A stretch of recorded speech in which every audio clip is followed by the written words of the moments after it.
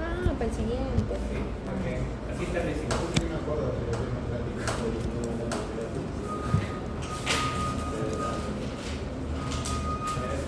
Hemos visto la parte de, estamos en la parte digestivo, pero estamos en la parte de lo que era estómago. Hoy toca ver el estómago de monocavitario, que era la semana anterior, que igual voy a repasar un poquito más, y hacer la comparación con estómago de policavitario. Entonces vamos a tener las dos partes para hacer. Todo eso ingresa, ¿no, profe? Claro, todo lo que hagamos hoy. Nada más. Y la semana que ¿Qué recordar también? Recordar que estas glándulas no son hacia afuera, sino son imaginadas para protegerse de qué? Del ácido clorhídrico y que también protegerse de la pepsina. Estos dos van a ser producidos por la mucosa, específicamente por la parte de la glándula.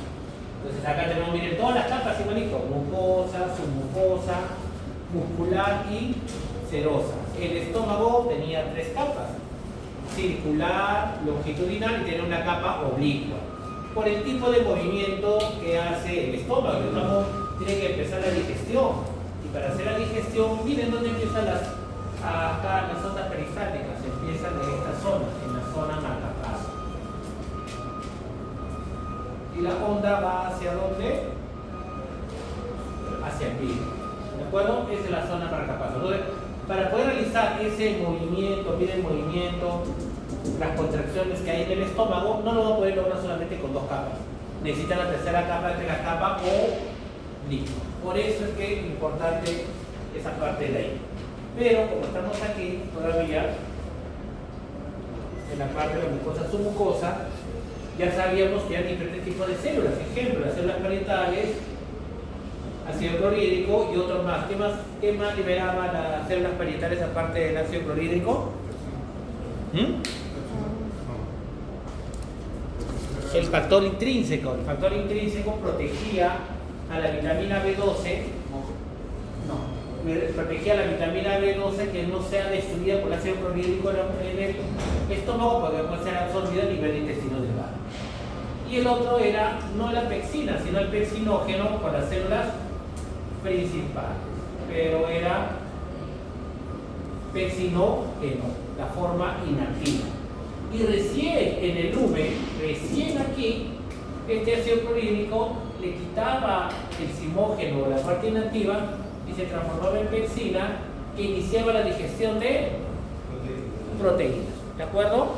No digiere carbohidratos, no digiere líquidos, solo digiere proteínas. Podríamos decir técnicamente que en el estómago inicia la digestión de las proteínas. ¿De acuerdo? Mientras que la digestión de los carbohidratos se necesita otra enzima, que es la amilasa. Hay dos amilasas, amilasa salival y amilasa pancreática. Pero nos vamos a quedar en el estómago, entonces la amilasa pancreática no vamos a verla el día de hoy. Pero sí nos interesa bastante es que la amilasa salival, aquellas especies que tengan la amilasa salival, va a empezar la digestión de los carbohidratos. Acá veo una diferencia entre los policavitarios y los monocavitarios. ¿Por qué? Porque supongamos en el caso pues, de los rumiantes, ellos han tenido sus preestómagos anteriores ahí, ellos hacen la fermentación. Y hacer la fermentación ruminal significa que ellos van a poner gran cantidad de carbohidratos. Entonces, ¿para qué tener una amilasa salival? Si ya sé cuando llegue a sus compartimientos voy a digerir todos los carbohidratos de manera rápida. No tendría sentido. Pero un carnívoro sí tiene una amilasa salival. ¿De acuerdo? Entonces muchos tienen que eso lo ver en práctica. Digestión de saliva en carnívoros con herbívoros. ¿Ya llegaron a hacer de la saliva todavía? ¿Lo han hecho? ¿No? Bueno, ahí le van a hacer la diferencia. Entonces, pero aquellas especies que tengan amilasa salival empezará la digestión de los carbohidratos. No de lípidos, no de proteínas. La literatura habla también que hay una limpasa salival, limpasa, pero en sí no tiene una acción significativa.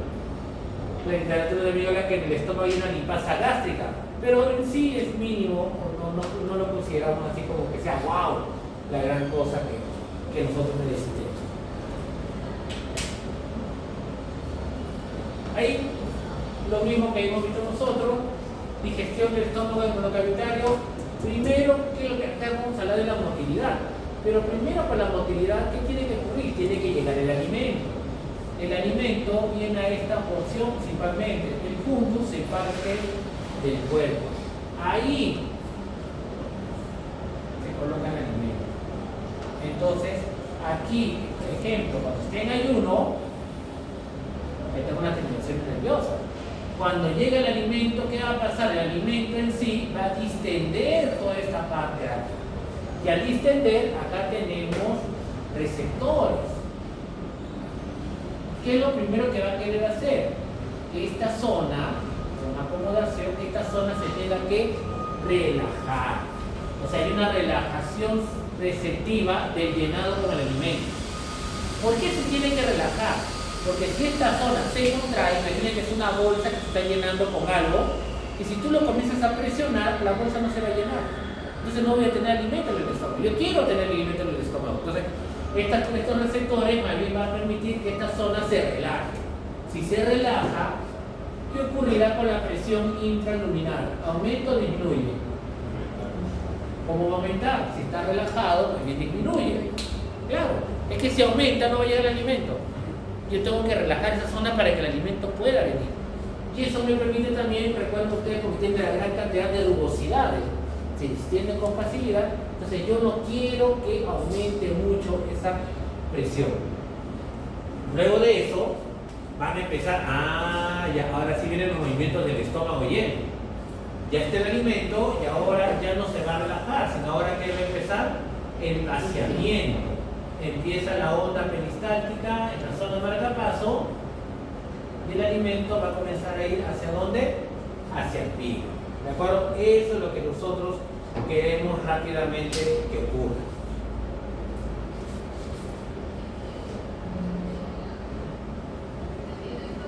Ahora, nos pasamos ahora fundus, cuerpo, antro y píloro. Miren, acá ya estamos observando una hormona.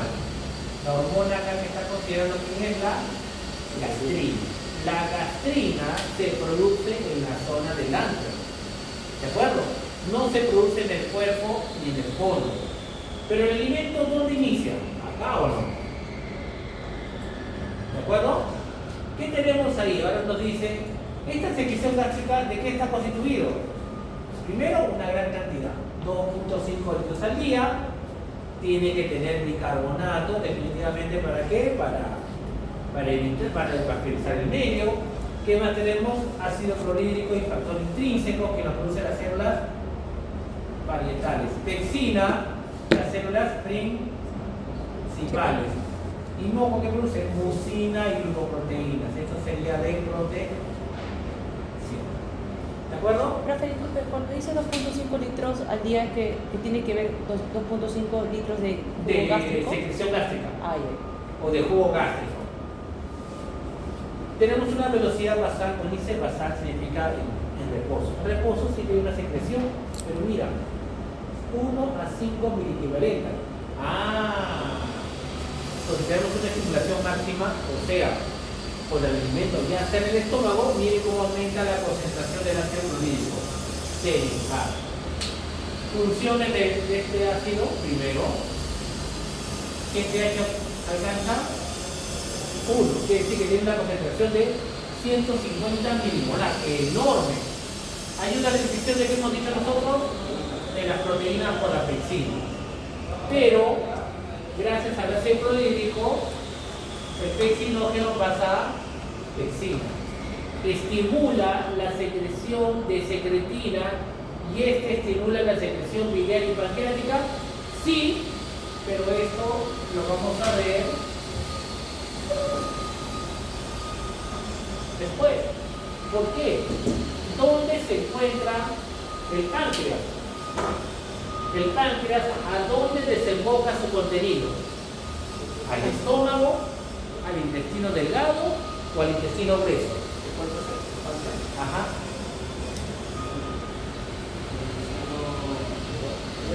Grueso, delgado, claro. Si estamos hablando de estómago, ¿quién sigue? Delgado, no va a ser el grueso. Entonces, justo la primera porción donde está el modelo, aquí va a estar el páncreas. y va a desembocar todo su contenido a la primera porción del duodeno. Por el otro lado tenemos el hígado. El hígado tenemos la vesícula biliar. Y la vesícula biliar también va a desembocar ¿dónde? En la primera porción del duodeno. Ahorita todo lo estamos viendo cuando el alimento está ¿dónde? En el estómago.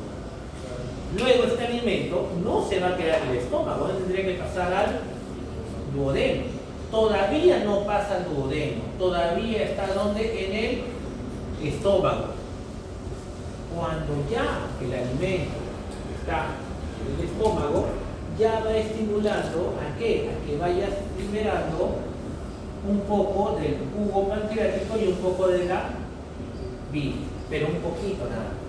Por eso dice, estimula la secreción de secretina y estimula la secreción biliar y pancreática. Todavía no llega el alimento, pero ya está empezando. ¿Cuándo habrá una superexpresión una supersecreción de ambos? Cuando el alimento llega ¿a dónde? Aquí. Cuando el alimento llega ahí, lo que eran puntitos, bastante, igualito. Cuando la secreción gástrica es mayor, cuando el alimento lo estás mirando, lo estás oliendo, o cuando el alimento está en el estómago. Claro, pero mientras vas viendo, vas oliendo, ya hay una secreción, ¿o no? Claro, igualito. Acá todavía no llega el alimento, pues se está preparando, igualito. El estómago se va preparando desde que hueles y miras. El intestino se va preparando desde que ya está ¿dónde? En el estómago, y desde que estás que miras también está. ¿Cómo le llamamos a esta fase? Fase que sería fase gástrica. ¿De acuerdo o no? Ahora, algo interesante. Cuando el alimento está en el intestino, ¿aumenta la actividad de la secreción biliar y secreción pancreática? ¿Verdadero o falso? La pregunta, cuando el alimento está en el intestino, ¿qué ocurre en el estómago? ¿Aumenta la actividad o disminuye la actividad? Disminuye. Disminuye. Hay una retroalimentación negativa. La pregunta, ¿cómo sabe el estómago que el alimento ya está en el intestino? ¿Sí o no? Para que él ya no esté secretando gran cantidad de jugo gástrico. ¿Qué? No. El principal estímulo cuando el alimento está en el duodeno, se secretan dos hormonas, CCK y secretina. Ambas son hormonas, ¿de acuerdo? Ese es el que equilibra la secreción y la motilidad. Así es. Ellos dos se van a secretar cuando el alimento está ¿dónde? ¿Y qué va a hacer? Vía sangre irá y disminuirá la actividad. Otra.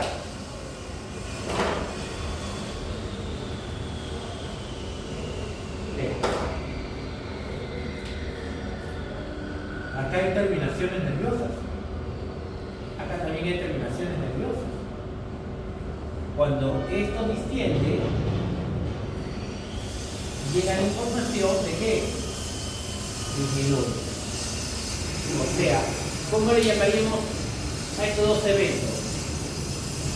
Gastroentérico o enterogástrico. Enterogástrico. ¿Cómo? Claro, porque ya el alimento ¿dónde está? En el intestino, ¿sí o no? Enterogástrico. Entonces, ¿cómo quieren que le llamen estas dos hormonas? Enterogastrona, hormona. Y ese sería el reflejo enterogástrico. Este nombre no. Eso ya, entonces tiene que disminuir. Y ahora, ¿qué va a hacer CCK y secretina? Aquí, inhibe. Y CCK y secretina, ¿qué harán a ellos dos? A vesícula biliar y secreción pancreática. ¿Que aumente la secreción o disminuya?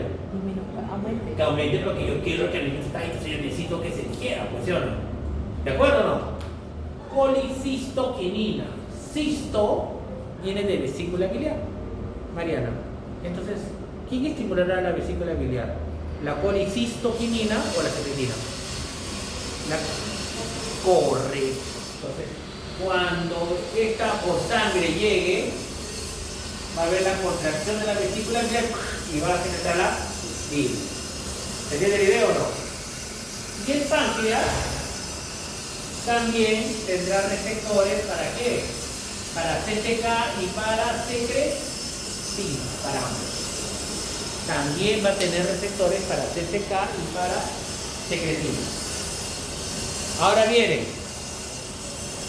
esta parte, ya lo estoy integrando con partes que lo vemos en la siguiente clase, pero necesito que ustedes lo tengan claro para que sea mucho más fácil la comprensión la siguiente semana, ¿de acuerdo?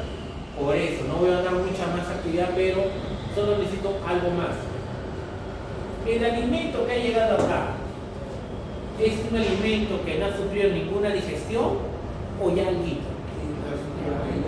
Alguito, las proteínas, ¿sí o no? Hay cierta digestión del alimento acá, ¿sí o no? Ya no hay proteínas tan grandes, hay polipéptidos, ¿sí o no? Habrá, pues, ¿sí o no? Habrá, ¿sí o no? Ya algo de alimento degradado, ¿sí o no? Y otro, ¿qué característica tiene aparte de que haya alimento que ya está un poco digerido? ¿Qué otra cosa característica tiene acá? Que podría destruir a la glucosa duodenal. ¿Gran cantidad de qué tiene? El Ácido. Correcto, gran cantidad del ácido clorhídrico. Es el alimento que está llegando.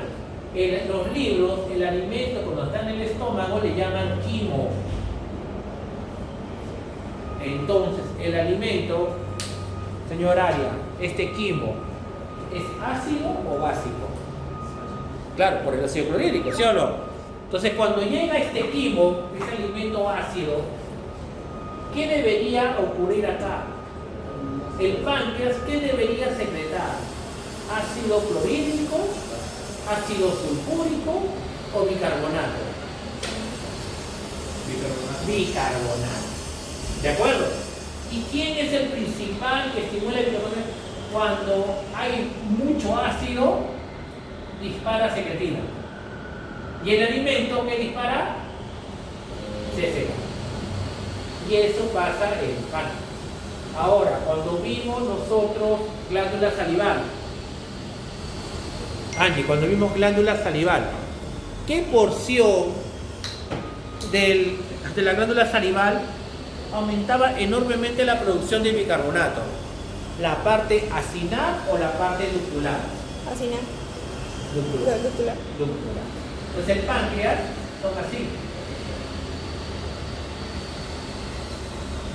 Hay otro. Hay otro. ¿Se entiende la idea o no? Esas son las glándulas de Brugger, ¿no? No, la glándula de Brugger está en el duodeno. Ese es páncreas. En el páncreas es igual que la glándula salival. Tiene una parte acinar y una parte ductular. Allí, por lo tanto, secretina, ¿dónde tendría que tener receptor? ¿En la parte acinar o ductular? Ductular. Claro. La secretina cuando viaja por sangre se une a la parte ductular y gran producción de bicarbonato. Y si CCK se activa cuando esté el alimento, ¿qué hará al páncreas? ¿Para qué? Para que libere gran cantidad de ¿qué? ¿De bicarbonato o de enzimas? Enzimas. Para que digiera. ¿Y dónde se producen las enzimas, Angie? ¿En la parte ductular o acinar? En acinar.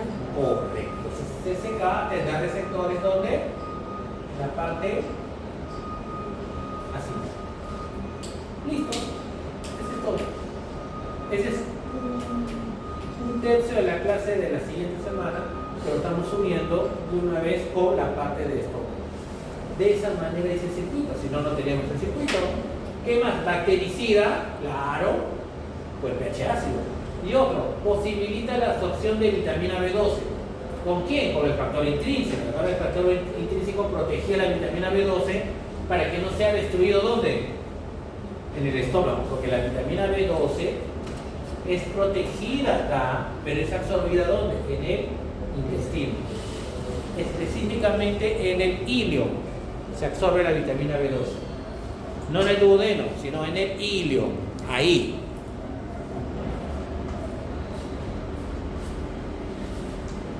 No, buena idea que ahora estuvo mejor, ¿ah? Estuvo más breve. Aquí, voy a buscar ese papel para cuando usan mucho alcohol. Echan alcohol para ácido isopropílico debe estar.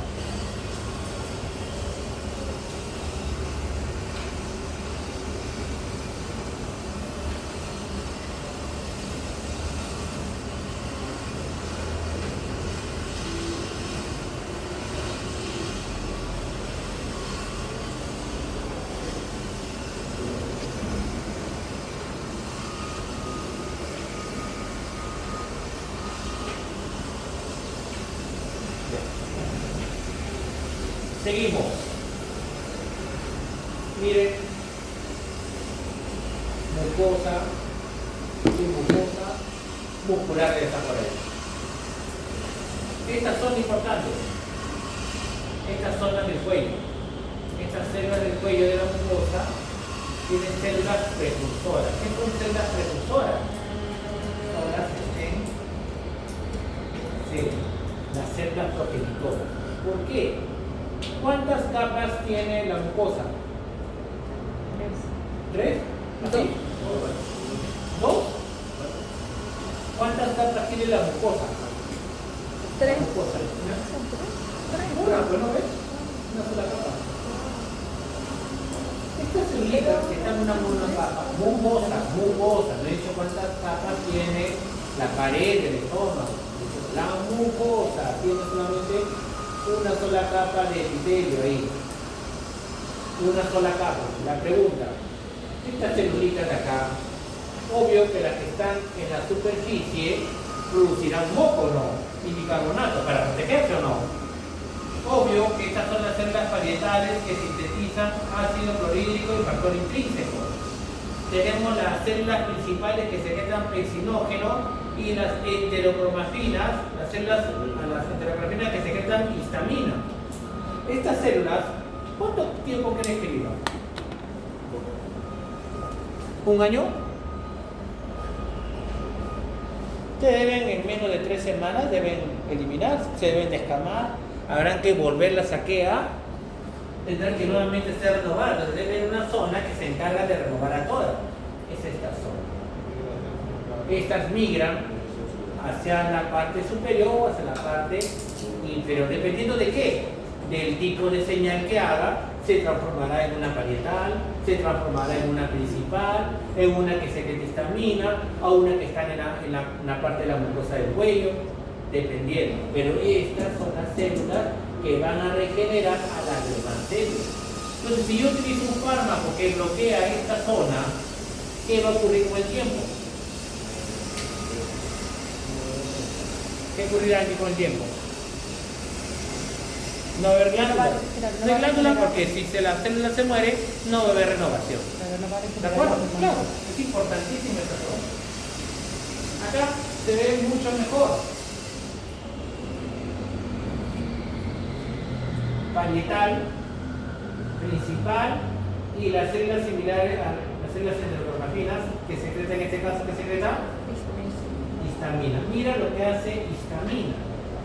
Histamina hace que las células, principalmente las células parietales, produzcan más ácido clorhídrico. ¿Ya? ¿Quién más estimula las células parietales? Aparte de las células enterocromafinas. Acetilcolina. ¿La segunda? Cuando el alimento está en el estómago, había reflejos vagovagal. ¿Qué hacía? Que aumente la actividad. Entonces, ¿qué libera más el nervio vago? Acetilcolina. Si libera más acetilcolina, las células parietales producirán más ácido clorhídrico. Algo importante, la acetilcolina también llega ¿a dónde? A las células principales, también llega a las células enterocromafinas. Entonces, ¿qué también va a hacer acetilcolina? Aumentar la actividad de las células principales, de las células que producen histamina y las células parietales. ¿De acuerdo? Vean algo más. En la zona del fundus y antro. Me ubico. Fundus y antro. ¿Dónde estaban las células que producían gastrina? ¿En el fundus o en el antro? En el antro.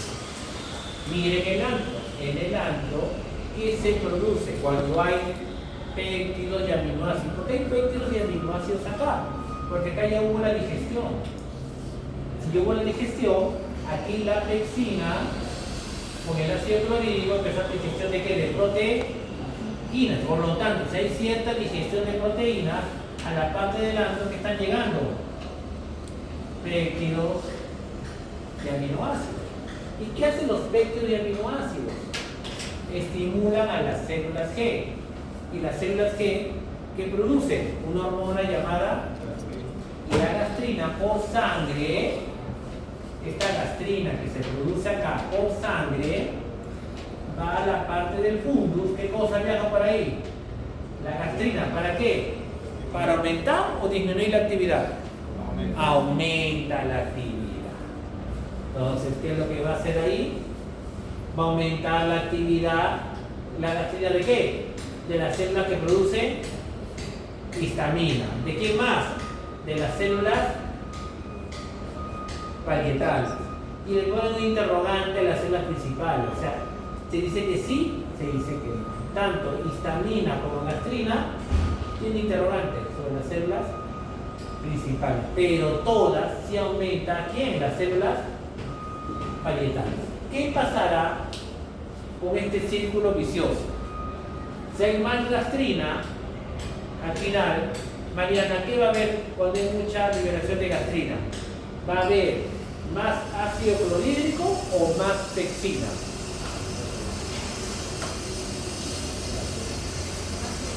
Más pepsina. Dayanara. Pepsina.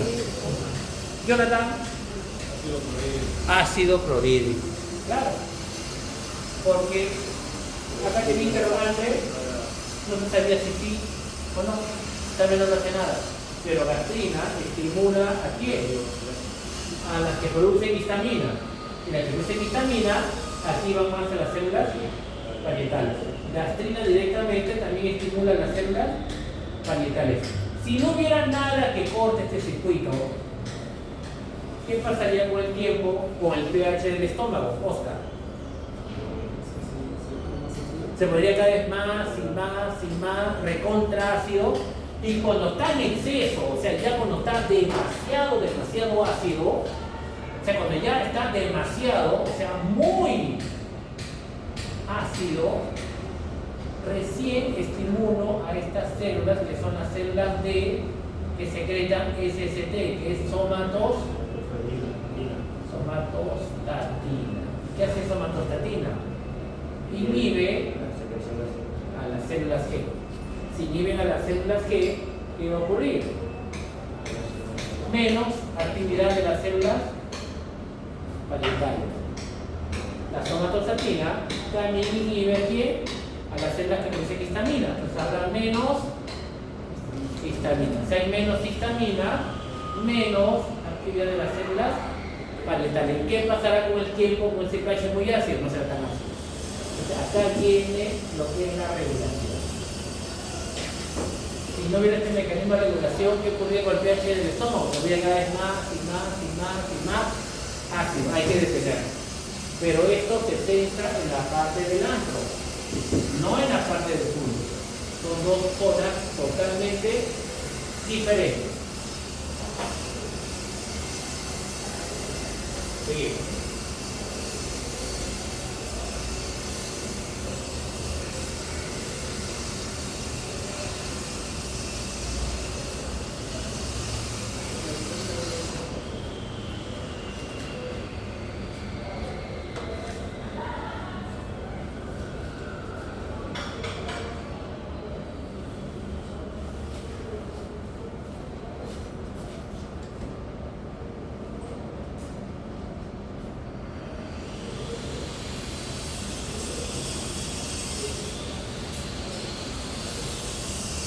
Resumen, lo que vimos.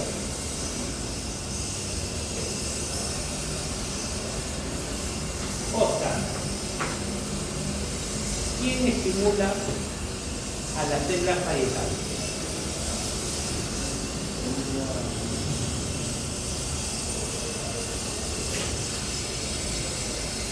Dayanara, ¿quién estimula las células parietales? La histamina.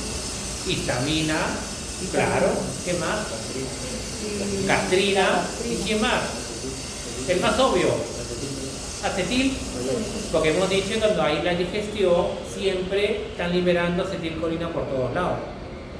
Fácil. O sea, yo veo quién estimula a las células parietales. Acetilcolina, gastrina y histamina. Para que no se sientan tristes las células parietales que producen ácido clorhídrico y factor intrínseco, otras sean las células principales que secretan pexinógeno. ¿Quién estimula la secreción de pexinógeno? ¿Las principales?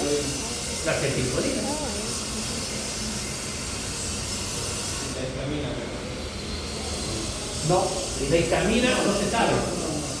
Y la gastrina tampoco. Tampoco. Solamente sería. Consulta. El factor intrínseco porque es la vitamina B12, ¿no? Pero la vitamina B12 que función realizaba era para hacer absorber el intestino. Claro. Pero ¿qué más? Su función de la vitamina B12 es parte del complejo B, pero la principal es favorece que haya una eritropoyesis adecuada. La vitamina B12 es importante con la B5, ¿para qué? Para la eritropoyesis. No. Sí, es una función principal. Muchas veces cuando hay daño de gastritis, también cursa con anemia, porque hay poca vitamina B12. Si hay poca vitamina B12, Es porque se descompone el estómago mismo. claro que el ácido claro revienta. Lo usa como alimento. ¿Cómo? Lo destruye. No como alimento, lo destruye simplemente como algo, como un microorganismo, simplemente por eso. Ya, entonces mira, acetilcolina y lo otro. Ahora, ¿para qué las células parietales producirán ácido clorhídrico y factor intrínseco? Entonces dice que para proteger la vitamina B12 y el ácido clorhídrico para descomponer las vitaminas. Para destruir microorganismos, Proteína. no, y activar al pexino, y activar a la pexina. Claro. Porque el ácido clorhídrico no va a hacer la digestión de proteínas. Va a activar al pexinógeno por forma de pexina y ella es la que va a hacer la digestión de proteínas. Mucha información. En el colegio, antiguamente nos hacían, una vez me acuerdo, pues te hablan del año, cuando todo en blanco y negro era todavía 80 y... ni siquiera estaba en el proyecto. Ni su padre estaba en el proyecto, creo. 84. Claro, 84, año 84, estamos hablando ya de la época de... de la UDR, 50. Anda la edad del video. No, mi viejo mayor que se creo. No, es que yo no viví mucho tiempo con ellos, por eso que yo no sé bien su edad. De verdad. Y esa es la época de Belaúnde Terry todavía, es antes de Alan fue en el 85. Y yo para el 71. Usted no, de Alan, un vacilón fue Alan. Un vacilón eso. Primero fue bien. Sí, yo soy mayor. Fue bueno, o sea, si usted se vive el COVID, yo no, yo viví el COVID y de Alan el primero de Alan fue pero locazo. ¿Qué es película? No, fue locazo. Había cola, estábamos en recesión, no. Pero ahí teníamos Tú TikTok. salías en la calle y decías, anda, Ahí no hacían ahí nada TikToks. más, anda, búscate y tráete medio kilo de azúcar. Medio kilo de azúcar, no veo, te vendían medio, así una bolsita así. Si era tu casera, ya 1 kilo.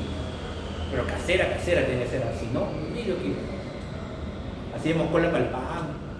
El pan en tu cara lo escondían, ¿no? ¿Qué? En tu cara lo escondían el pan y te decían que no había. No, nada, fue bien intenso. Pero bueno, la cosa es que me hicieron un experimento de llévate un hueso de pollo. Y yo le entendí, hueso de pollo frito, pues ya, después de comerme el pollo frito, me llevé mi hueso, pues ¿sí o no? Me dijeron, no, tenía que ser crudo. Bueno, entonces no hicieron el experimento y le pusieron ácido clorhídrico, le pusieron ácido muriático en esa época. Y el ácido muriático, entonces tú esperarías de que el ácido descalcifica, eso sí, descalcifica. Entonces, ¿cómo quedó mi hueso? Blanco. Desmineralizado y se quedó como chicle. pero no se rompió. ¿Me entiendes? Se quedó como un chicle.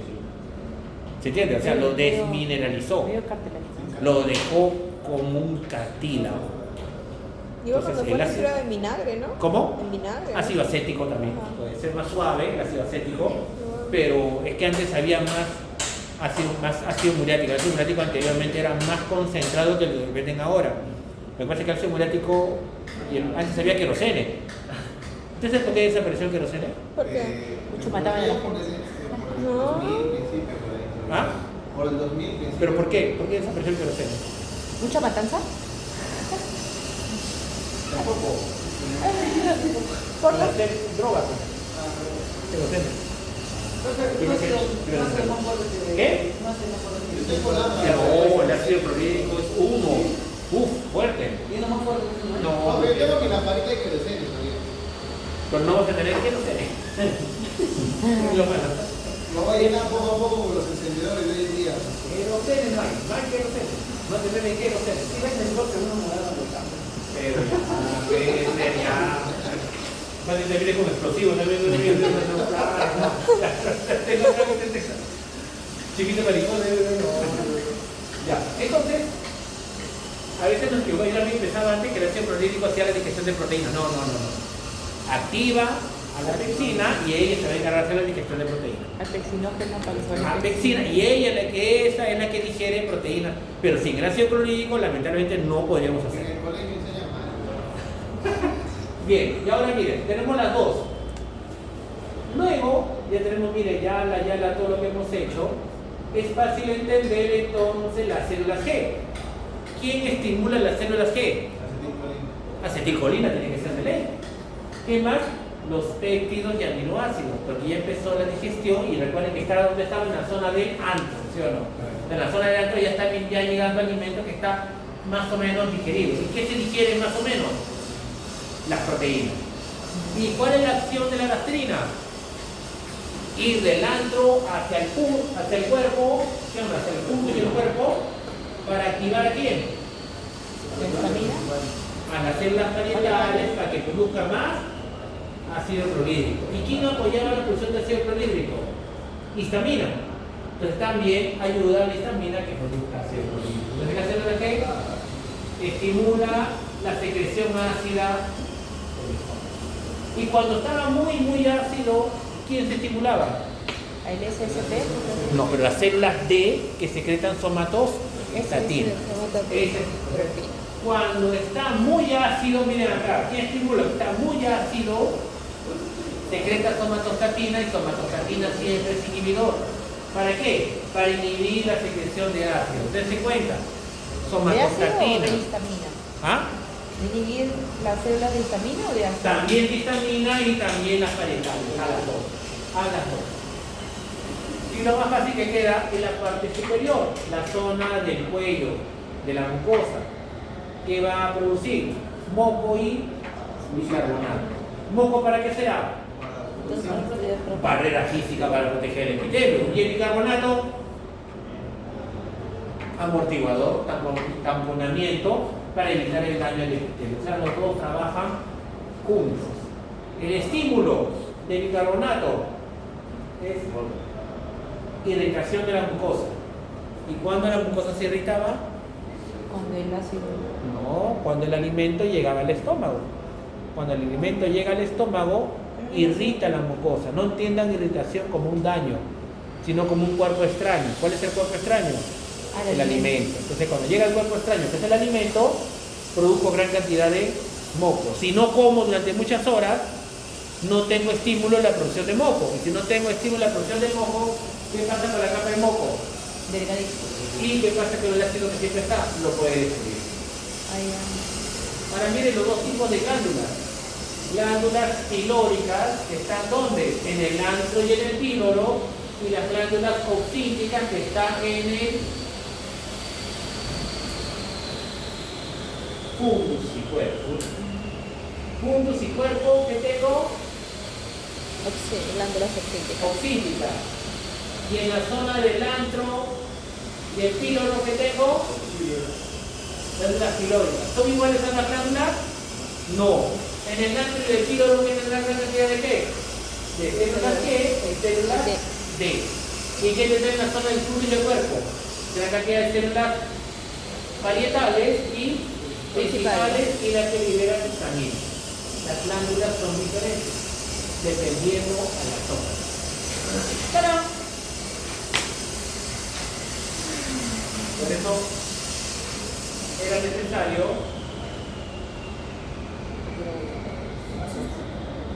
No lo vamos a volver a ver. Tranquilo. falta 5 diapos. Tranquilo y lo nerviosa. La clase anterior, ¿se acuerdan que les dije que ya me iba a repasar? Era por eso. Ahora, ¿cuándo hay mayor secreción gástrica? Cuando el alimento llega ¿a dónde? Al estómago. Fase encefálica. Ver, mirar el alimento. Vía nervio vago. No hay otra manera. ¿Cómo se va a enterar tu estómago que estás mirando, oliendo algo? El vago, el nervio vago, que viaja. ¿Y qué es lo que hace? Excita ¿a qué? A la producción de ácido por las células parietales y pexinógeno por las células principales.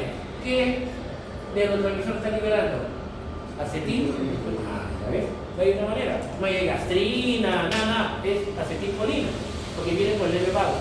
Luego el alimento llega ¿a dónde? Al estómago. Fase gástrica. Reflejos vagovagales también. Y la estimulación de histamina y de gastrina. Ya, mucha mayor actividad. Y cuando el alimento llega al intestino, ¿qué habíamos dicho? ¿Reflexión de qué tipo? Negativo. Reflejo enterogástrico y las enterogastronas. Allí, ¿cuáles eran las enterogastronas? Producidas en el entero, o sea, en el intestino, en el duodeno, habían dos hormonas. ¿Cuáles eran? CCK y secretina. Muy bien. ¿Ya ven? CCK o policistoquinina. Cisto de... ¿Pero qué dijo yo? retroalimentación negativa. Policistoquinina. ¿Enterogastrina? No, ¿qué dijo? Enterogastronas. Ah, enterogastronas. Como gastronas de hormonas. CCK o CCK. CCK no. CCK y secretina. Esa me va a poner CCK.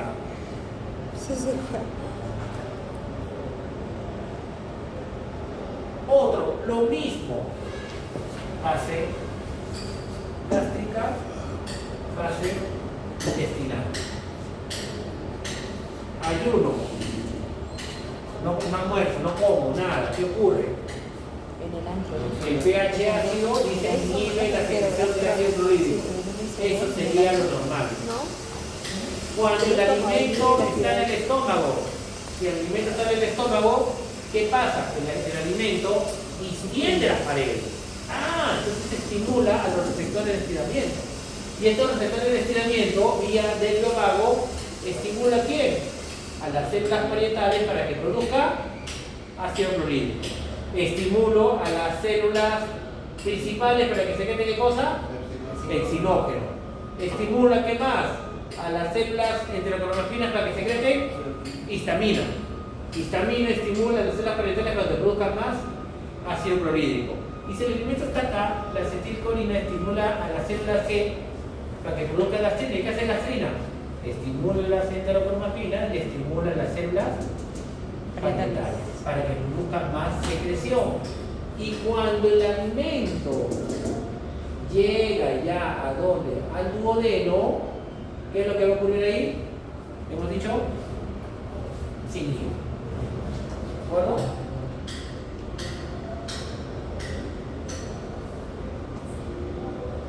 Miren, jugo.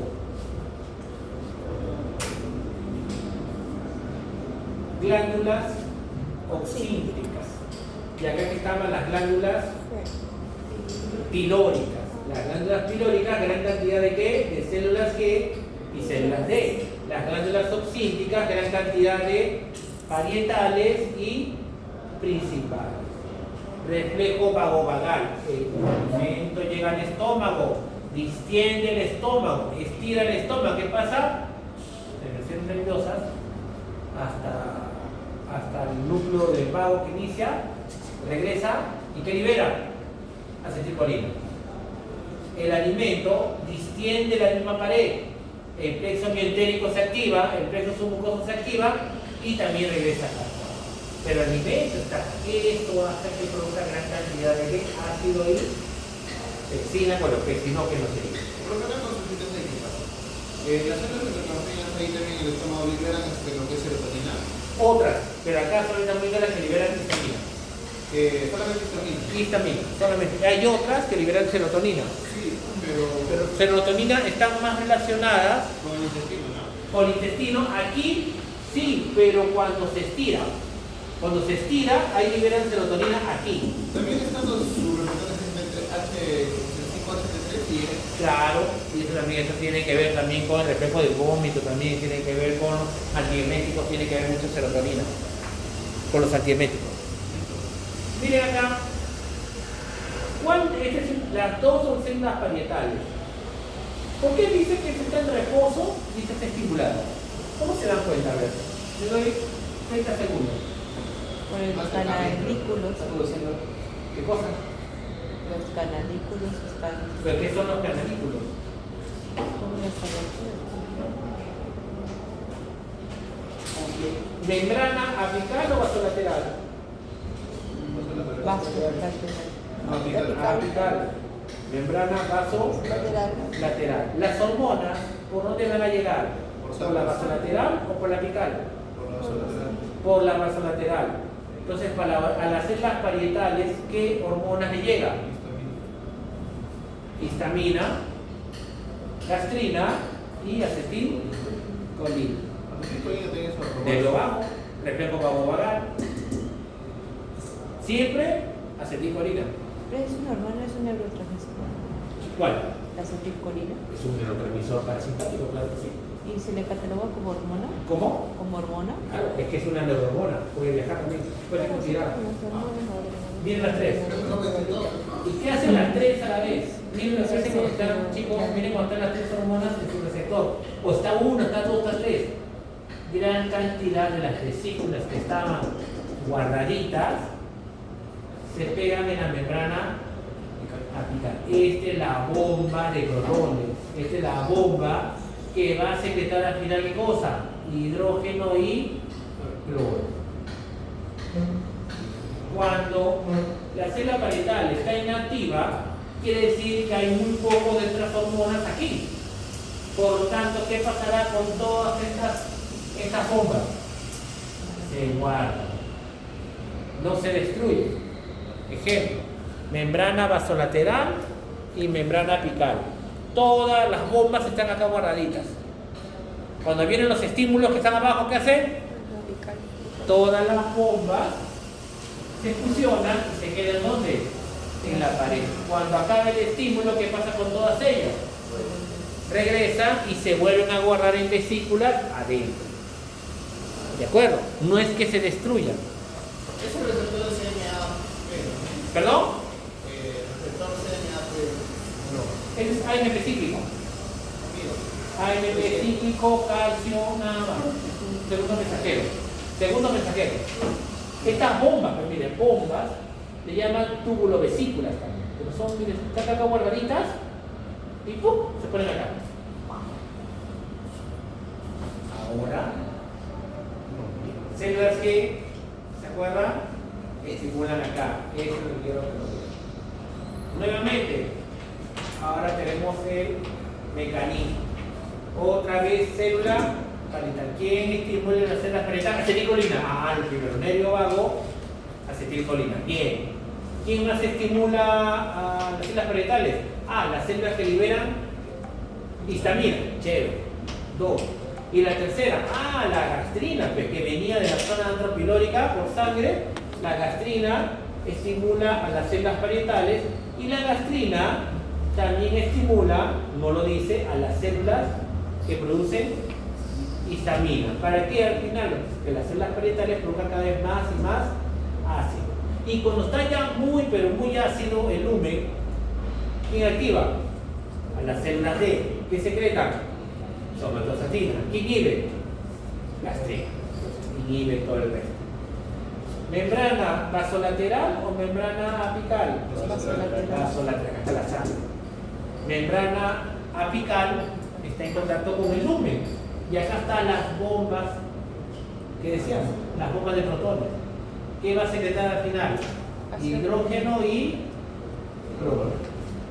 Recuerda, cada vez que yo libero un ion hidrogenio, al otro lado tengo que liberar un bicarbonato. Ah, pero o sea, es del ácido carbónico el que libera, el hidrógeno es el que se libera, ¿no? Ahorita, solo quiero que entiendan esto.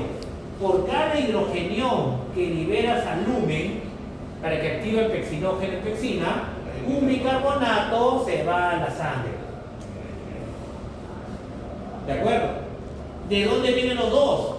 Del ácido carbónico. ¿Y el ácido carbónico de dónde viene? Del CO2 con el agua. Si tengo CO2 y agua, tengo una enzima llamada liasa carbónica y produjo ácido carbónico. El ácido carbónico se disocia rápidamente en ¿qué? Hidrogenión y bicarbonato. Por cada hidrogenión que secreto a la luz, un bicarbonato pasa ¿a dónde? A la sangre. ¿Bicarbonato qué carga tiene, Mariana? ¿Positivo o negativo? Negativo. Entonces, si pierdo un negativo, tiene que ganar un negativo o un positivo. ¿Cómo es positivo? Si pierdo un negativo, tengo que ganar negativo, ¿sí o no? Si sale un perrito, tengo que regresar mi perrito. ¿Entiendes la idea o no? Si pierdo uno, tengo que devolver. Entonces, si yo pierdo un bicarbonato, necesito un negativo. ¿Qué negativo necesito para que al final se una con el hidrógeno para formar ácido clorhídrico? Cloro. Y entre el cloro, ¿ven o no? El cloro sale por un canal, ya tengo cloro. Y el hidrógeno es secretado por una bomba. ¿Cómo se llama esta bomba? La bomba hidrógeno, potasio, ATP, o llamada bomba de hidrógeno. No, bomba de protones la llamamos. ¿Por qué? Porque se secretan dos protones. Hidrógeno en contra. El potasio, ¿dónde está más concentrado? ¿Adentro o afuera? Adentro. Entonces, cuando entra el potasio, ¿entra a favor o en contra? A favor. En contra. El potasio está más concentrado adentro. Ah, Entra en contra y sale hidrógeno en contra. Todo en contra. Bomba. Secreto un positivo y renuevo un positivo. Como adentro tengo mucho potasio, el potasio sale por su canal de potasio de fuga. Mira cómo hace como un círculo vicioso. O sea, el potasio simplemente entra y sale, entra y sale, entra y sale. ¿Para qué al final? ¿Cuál es el objetivo de este ciclo del potasio? Poder secretar hidrógeno. Y ahora, por el otro lado, ¿quién viene? Cloro. ¿De acuerdo? Ahora, el potasio sale y entra. Y siempre las bombas de sodio potasio de pH en la membrana vasolateral. Para mantener siempre sodio bajo y alto ¿qué? Potasio. Siempre alto potasio. Porque se está perdiendo por acá, pues. Y está regresando. Necesito tener potasio siempre acá. ¿Qué más? Esta enzima es importantísima. La anhidrasa carbónica. Si no estuviera la anhidrasa carbónica, imagínense que no tuviera anhidrasa carbónica, el CO2 y agua puede pasar a ácido carbónico, pero lentamente. Gracias a la enzima, 1000 veces más rápido. ¿Tú quieres que se ponga ácido rápido o que demore un montón de tiempo que niveles ácido clorhídrico se comida? Al choque. Entonces necesito la enzima. Si no tengo la enzima, no lo voy a lograr. 3, ¿cuántos somos? Ahorita 7, ¿ves? 7 y 2, 9. Quedamos 9 al final. Otra más. Una más es una menos al final. Ahí acaba.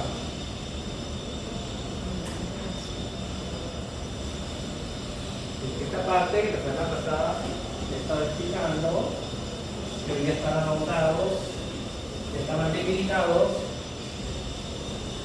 y acá también. El mismo. ¿Cuáles son las enterogastronas? Secretina y otras más que lo veremos luego.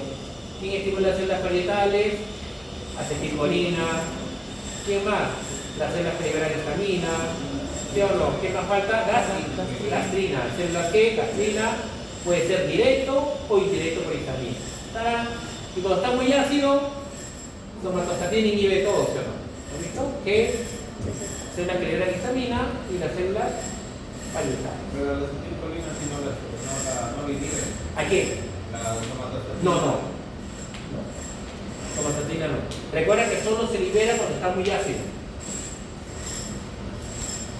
¿Vasolateral o apical? Vasolateral. Debes sacar la bomba de estudio cuando se te piensa que no te lo dice. Gastrina se une a su receptor. Histamina se une a su receptor. ¿Qué falta? Acetilcolina. Las tres activan de diferente manera, pero al final sí quiero que las bombas vayan a la membrana apical, las que estaban guardadas en el sitio. ¿Quién inhibe a ellas? Directamente, somatos. Mira que es somatostatina. Somatostatina disminuye AMP cíclico y de esa manera hay menos proteínas A y menos bomba. Pero mira quién también inhibe esta bomba. Prostaglandinas. Profe, la somatostatina es una hormona. Claro, Es una hormona. con las células B. Las prostaglandinas. Las prostaglandinas, al final, ¿qué hacen las prostaglandinas? Que haya más ácido o menos ácido. Porque hay menos bombas. Entonces, cuando utilizas antiinflamatorios no esteroideos, cuando estamos con cualquier problema, tomamos pastillas antiinflamatorias. Los antiinflamatorios, la mayoría de antiinflamatorios son antiprostaglandinas. Entonces, ¿qué pasa con la producción de prostaglandinas? Disminuye. Y si disminuye, ¿va a haber más ácido o menos ácido? Más así. Más ácido porque le desinhiba. Por eso muchas personas que sufren de gastritis tienen mucho temor de tomar cualquier tipo de antiinflamatorio, porque dicen, no, después de tomar ese antiinflamatorio me quema el estómago.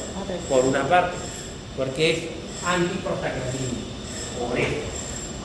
Va por ahí. Entonces, ¿qué utilizan? AINES, que son antiinflamatorios no esteroideos que no destruyan a quién, a las prostaglandinas. Y por eso vienen unas por recubierta todavía, que cuestan más, todo eso ya es otra parte diferente. El omeprazol, por ejemplo. ¿Qué? Omeprazol. El omeprazol, buena pregunta. El omeprazol, ¿quieres que haya más ácido o menos ácido? Menos ácido. El omeprazol inhibe esa bomba. No deja que la bomba llegue acá. Esto hace el omeprazol. Esto hace. No. Y hay un antiguo, la ranitidina. La ranitidina bloquea el receptor de histamina nada más. Pero si bloquea el receptor de histamina, igual está gastrina y está pero menos eso. Más antiguo puede ser la ranitidina. Más moderno, ¿quién es? El omeprazol. Producto menos ácido. Pero ese tu problema es la capa de moco. Y no el ácido. Producen menos ácido, pero ¿qué pasa si tu capa de moco no es adecuada? Atacas menos ácido, pero tienes que mejorar qué es tu capa de moco. Claro. Todos los fármacos dicen omeprazol, inhibidores de la bomba de protones. Acá lo mismo, diferente el fondo del antro. El fondo tiene gran cantidad de células parietales, células principales, las heterocromatíneas. Y el antro tengo las células G y las células D, que es eso que hemos hecho nosotros. Y mire, ¿cuándo se activa las células D? Por el pH recontra ácido. ¿De acuerdo? Esto es solamente ya parte final de 7 minutos para hacer su descanso. Recordar que se libera tanto el pexinógeno y el ácido clorhídrico al lumen, y en el lumen el ácido clorhídrico activa ¿quién? A la ¿y qué hace? Digestión, diría parcial, de las proteínas. Creo que sería el nombre más correcto. Digestión total, no, parcial. En el intestino ya. No, lo vuelve aminoácidos. Si fuera aminoácidos sería digestión total. Péptidos, oligopéptidos, oligopéptidos de 8 aminoácidos, 15 aminoácidos, pero ya no era la proteína grandosa. Este también dice lo mismo. Este era el peccinógeno, por lo que tiene un bozal. Viene el pH ácido, o sea, el ácido clorhídrico, le quita el bozal y ahora sí, voy a... ¿Y cómo hace la digestión de las proteínas, la pectina? Destruyendo enlaces pectídicos. Unión entre un aminoácido y otro aminoácido tiene un enlace. ¿Qué hace? Ahora chiquito. Lo parte. Eso hace la Pectina. pectina. Lo mismo. Acá dice cómo activo a las células principales. ¿Quién estimula las células principales? Nervio vago. Fase cefálica, reflejo vagovagal, reflejo entérico, gran actividad y gran producción de pectina. ¿De acuerdo o no? Eso es importante.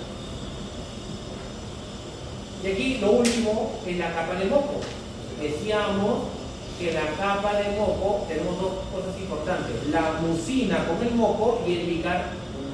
Miren el bicarbonato. Importante el bicarbonato para, mira, para acá el pH en contacto con las células del cuello. ¿Cuáles son las células del cuello? Ya me perdí. Estas células del cuello que tienen capa de moco, yo quiero que tengan pH 7.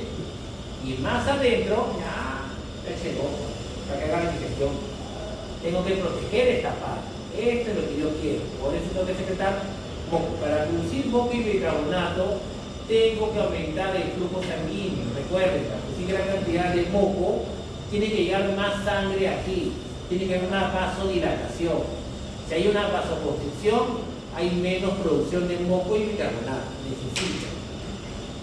Decíamos importante era que este moco tenía que tener gran cantidad de mucina, ¿sí o no? ¿Se acuerdan? La mucina era como un chuño, le da cuerpo. Si no tuviera buena cantidad de mucina, esa capa de moco disminuye. ¿De acuerdo? Eso es importante de la capa de moco. La mucina le da ese soporte físico que tiene ahí.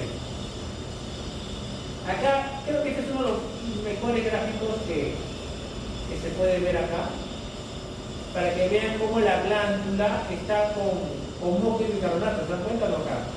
Protegiendo. Y recién el ácido se irá acá. El peccinógeno irá acá. ¿Ven? Ahora, algo importante.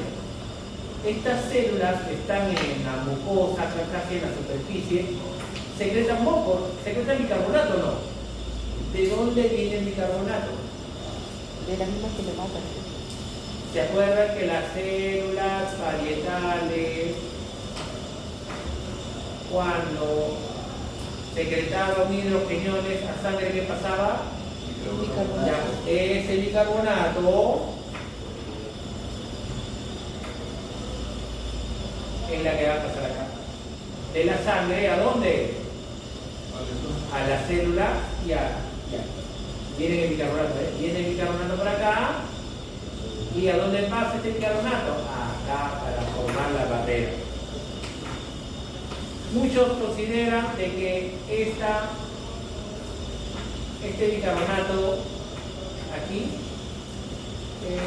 que es lo que llaman la marea alcalina. Luego de comer, ¿qué pasa con la concentración de bicarbonato en sangre? ¿Aumenta o disminuye? Claro. Esa marea alcalina lo relacionan con que después de comer como que te da mucho sueño. Y este bicarbonato, que esta marea alcalina, lo voy a utilizar ¿para qué? Para que la capa de moco tenga gran cantidad de bicarbonato. Listo. Descanso. No dice que ha finalizado. Descansamos unos 20 minutos y regresamos 6:50. ¿Ya? Son 6:30. Fisiología digestiva de estómago polisacarídeo.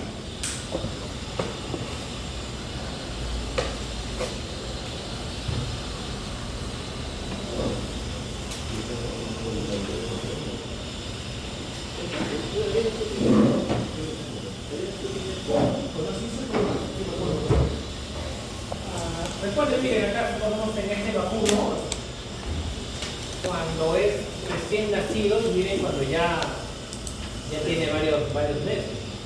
Miren las proporciones que han variado bastante. Cuando recién nacido, el que tiene mayor porcentaje es más voluminoso hacia la biomasa, porque lo único que consume los primeros días es leche. Y esta leche llega a pasar por la botella esofágica directamente del esófago hasta donde hace la bomba. Pero a medida que va aumentando el consumo de alimentos secos, forraje, granos, mezcla de ellos, va a comenzar a haber un aumento de desarrollo de los compartimentos anteriores a la bombaza, o sea, principalmente el rumen.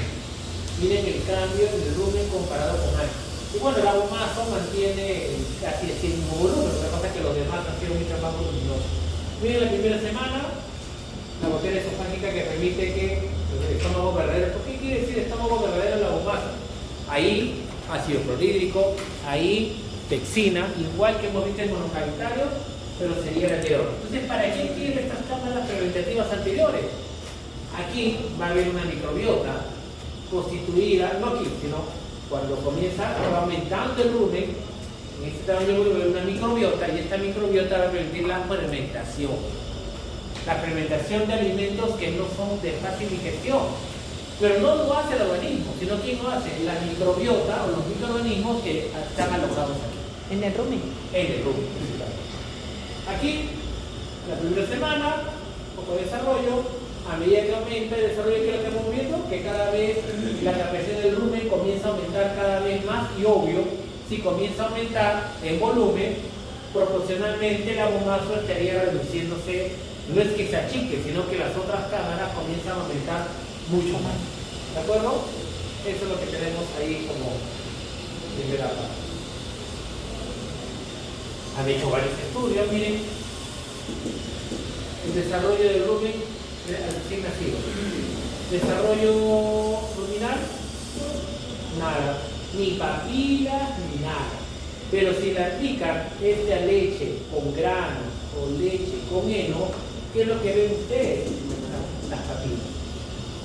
Comienzan a aumentar el número de papilas acá, el desarrollo ruminal es mucho mayor, tanto con granos o con heno.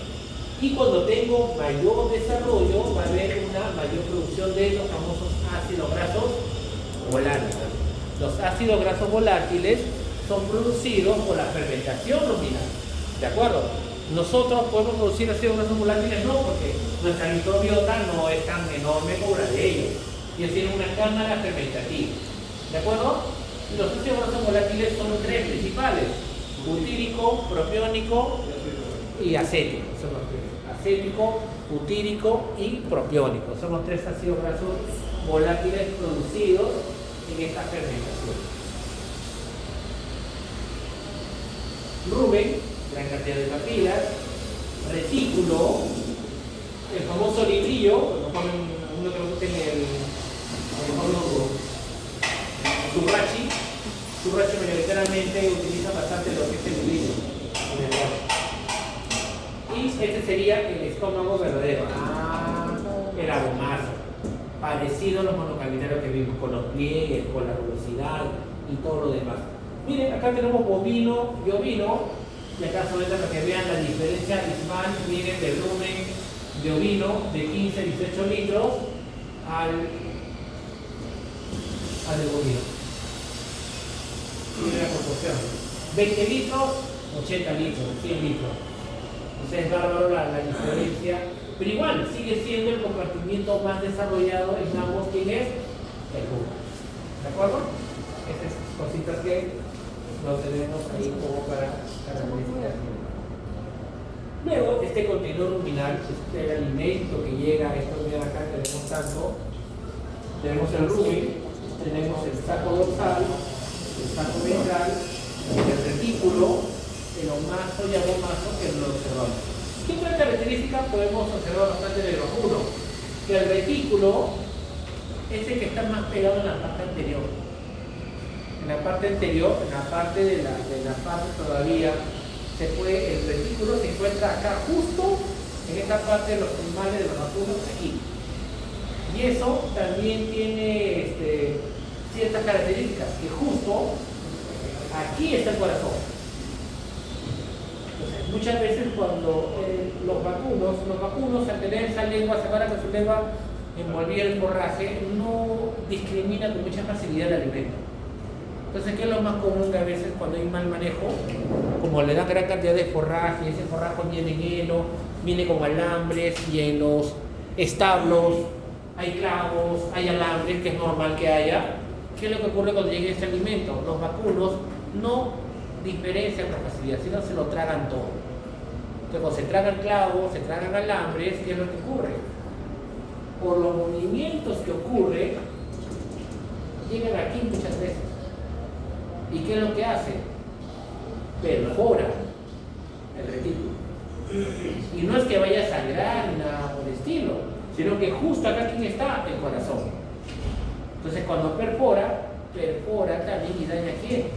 El pericardio que envuelve el corazón. Y la famosa reticuloperitonitis por cuerpo extraño. Entonces, ¿qué es lo que ocurre? Un problema cardíaco, no, pero si se detecta a tiempo y hay cirugía, sí. Perfora, queda ahí, se hace un absceso, se queda ahí, se da una respuesta inflamatoria en toda esa zona. Y hay problema como si fuera un problema cardíaco, cuando no tuvo que ver nada del corazón, lo que fue un problema de manejo digestivo. Es como la tos. La tos no necesariamente, cuando vimos, la tos necesariamente es neumonía. La tos también puede ser por crecimiento del corazón, y el crecimiento del corazón, ¿qué hace? Golpea la tráquea, cambia la forma de la tráquea y estimula los receptores de irritación y comienza a toser. Y no necesariamente es por un problema pulmonar, sino por un problema cardíaco. Y aquí el alimento, cuando hay estos movimientos, el alimento va a estar estratificado. Y la estratificación se da por la gravedad específica o la densidad, si quiere decir. ¿Dónde están los alimentos más densos? ¿En la parte superior o inferior? Inferior. Líquido, fangoso, sólido y acá el gaseoso. El alimento anterior está en la parte fangosa. El alimento nuevo se encuentra en las partes superiores. ¿Por qué? Porque el alimento nuevo todavía está grosero. Si el alimento nuevo está grosero y está haciendo recién la actividad, hay mucho gas en esa zona. Entonces esta zona de gas tiene menos gravedad específica, por lo tanto, ¿cuál es el alimento que va a pasar a las siguientes calidades que después del convertimiento que es retículo lumen pasará al o más? ¿Qué alimento? Porque está basado, no en la parte superior. Y este gas, ¿será beneficioso que esté este gas aquí o no? ¿Qué tenemos que hacer con este gas? Eliminar el humo. El justo está en la parte superior para que pueda ser educado. ¿De qué manera cuando no se puede educar entonces se pone abajo? Claro, timpanismo. ¿Qué lo que produce? Distensión exagerada de los compartimientos, cesa la rumia, cesa los movimientos abdominales, muerte del animal. ¿Por qué no puede educar? ¿Por qué? Porque tal vez puede haber una variación en la cantidad de contenido de alimentos. La proporción que tiene que ver entre concentrados y forraje cambia. Y si es un alimento altamente digerible, aumenta la producción de gas rápidamente y fiscaliza la grasa. O sea, se llena más de gases de lo que elimina. ¿Cómo? O sea, se llena más de gases de lo que puede eliminar. Muy rápidamente. Muy rápidamente. Muy rápidamente. El problema es que es muy rápidamente.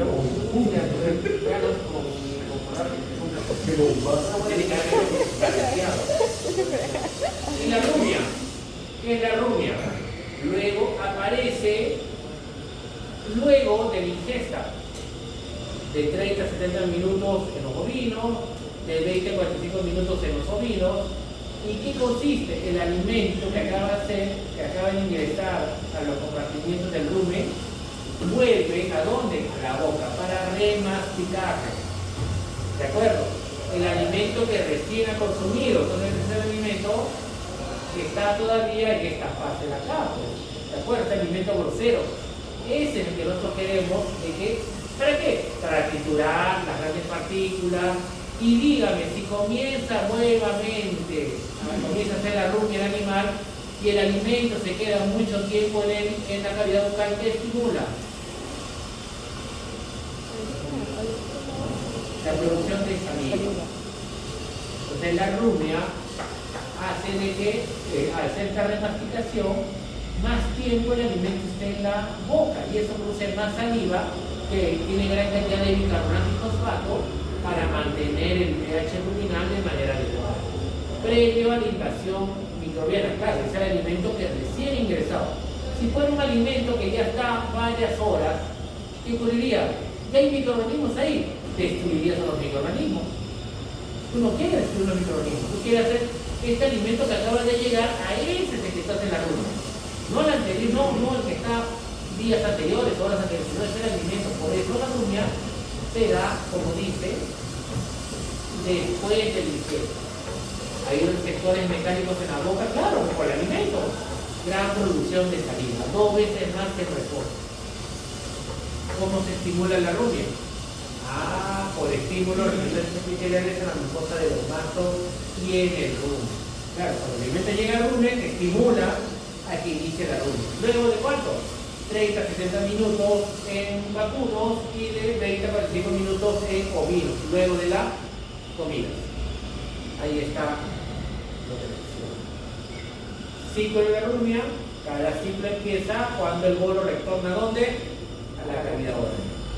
Contracción trifásica, normalmente el retículo tiene una contracción trifásica, 2 ondas en bovinos, ¿correcto? 2 ondas del retículo. Inicia en el retículo y luego esa onda pasa ¿a dónde? Al rumen. En los vacunos, en los camélidos sudamericanos, o sea, en las alpacas, solo es una onda, es monofásica. Pero en los vacunos es trifásica, en el retículo. La contracción trifásica tiene una contracción adicional.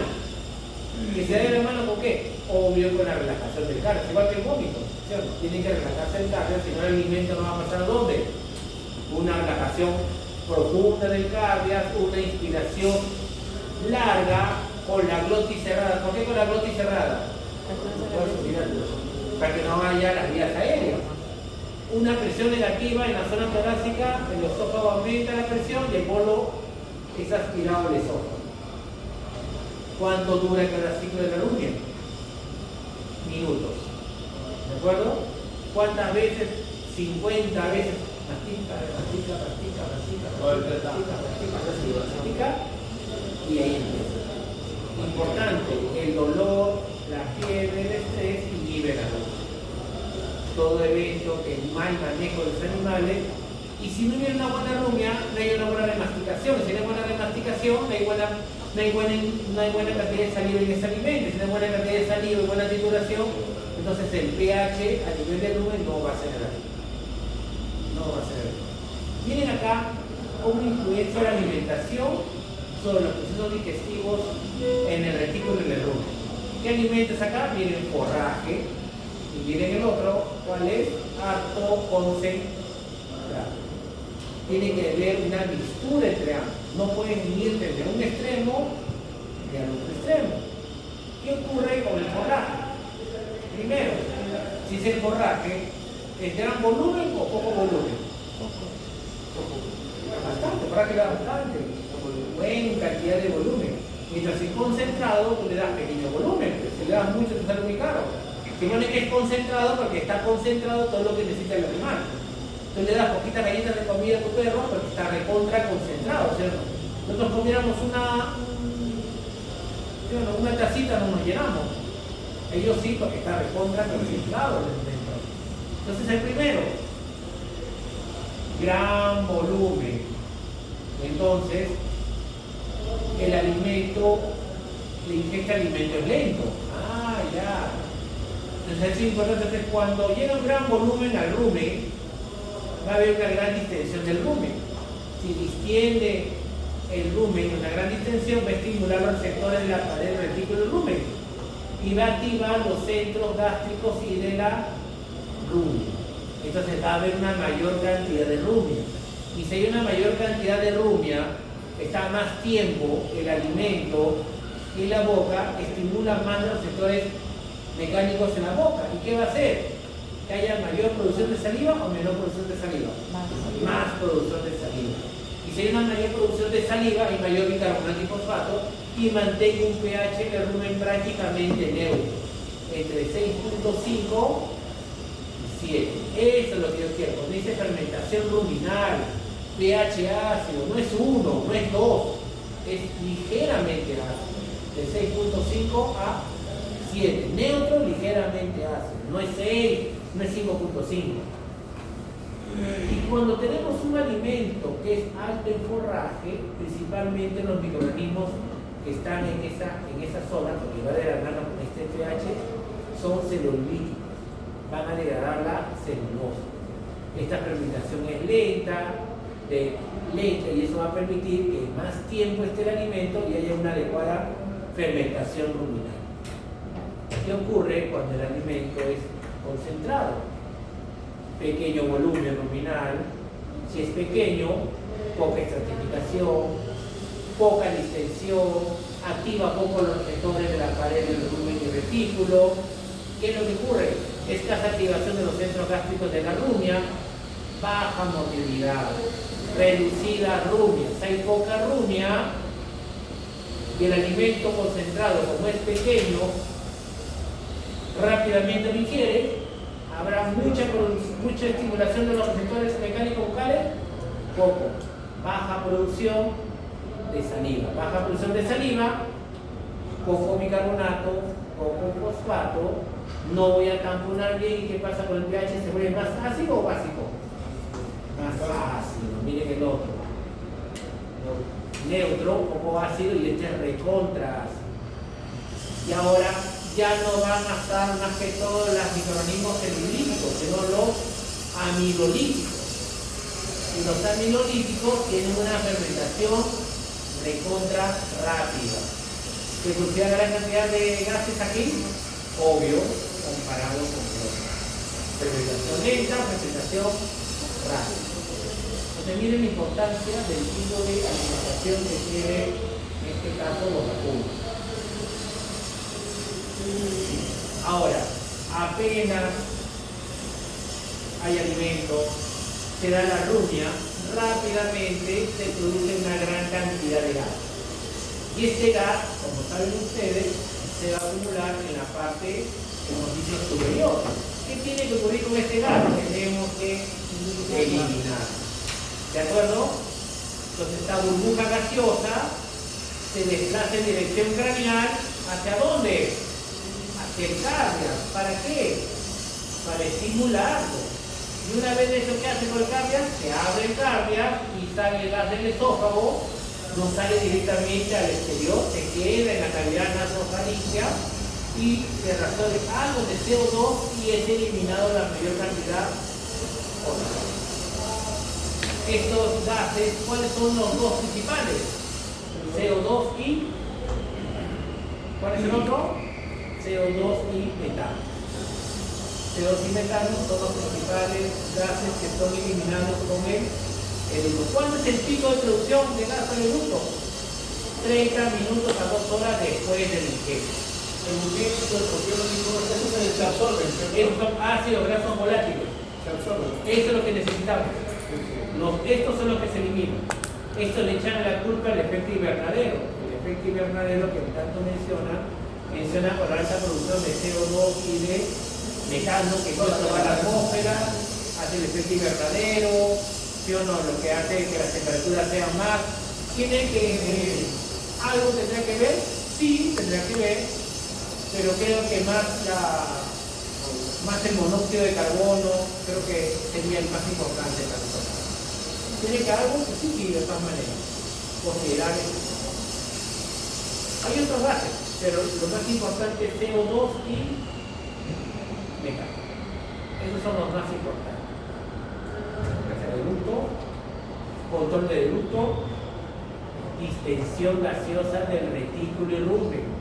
El esófago se dilata y el animal realiza ¿qué? El eructo. Eso es muy importante. Miren, la inhibición del eructo, ¿qué causa? Timpanía. Mira acá, ¿en qué lado ustedes han hecho el movimiento luminal de las cosas por arriba? La cosa de Bilhart, ¿derecha o izquierda?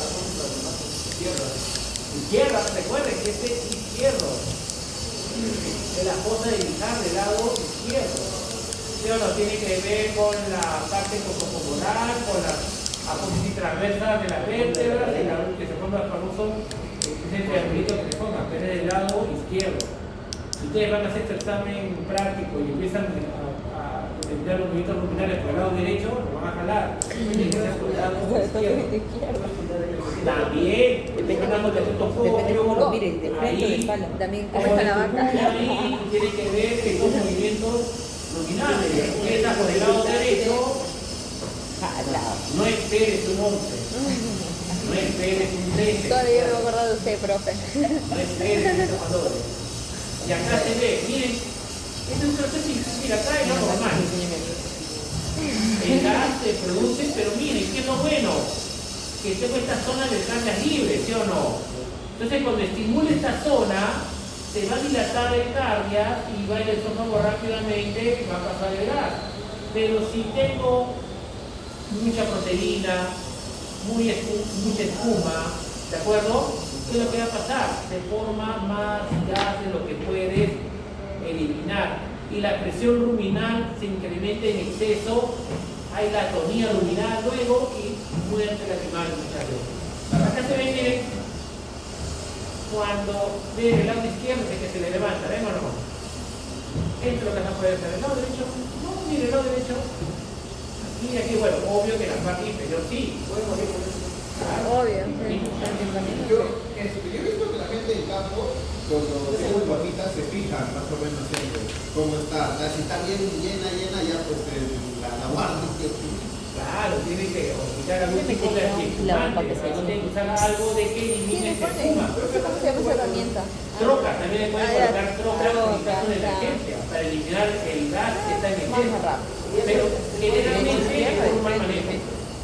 Exceso de concentrado, mal manejo de la dieta. Más que nada por el centro de concentrado. Claro, cuando ahí es el detalle. Lo que le decía, la motilidad del retículo, miren acá, ven acá, ¿dónde está la esponja de lijar? ¿De qué lado? Sacaste la cabeza. Izquierdo. Estos son los que le hacen los famosos para hacer prueba de irresistibilidad. ¿Tienen alguna ya? ¿Se han visto? Le colocan acá, interesante, le hacen una laparotomía, ¿de acuerdo? Entran y abren el rumen, lo cosen con la pared con la cavidad caja torácica, con la parte del abdomen, lo cosen, la cosen lijar, perdón, La que queda estático. y le hacen un hueco, le ponen como si fuera una galonera y le ponen una tapa. ¿Para qué? Para tener sensibilidad. Claro, tiene que ser rápidamente. Si quieres evaluar algún tipo de cómo está la fermentación, muchas veces cambiando el tipo de alimento, colocando algún tipo de sustrato adicional, luego esperan unas horas, abren esto y sacan una muestra del contenido ruminal y ven qué tal hay. Hay muchas pruebas de digestibilidad que han hecho durante años esto. Muchos experimentalmente tienen algunos vacunos, otros tienen bovinos, otros tienen alpacas. Alpacas tienen también. ¿Para qué? Para hacer esas pruebas. ¿Para qué? No le da forraje, puro concentrado, ¿para qué?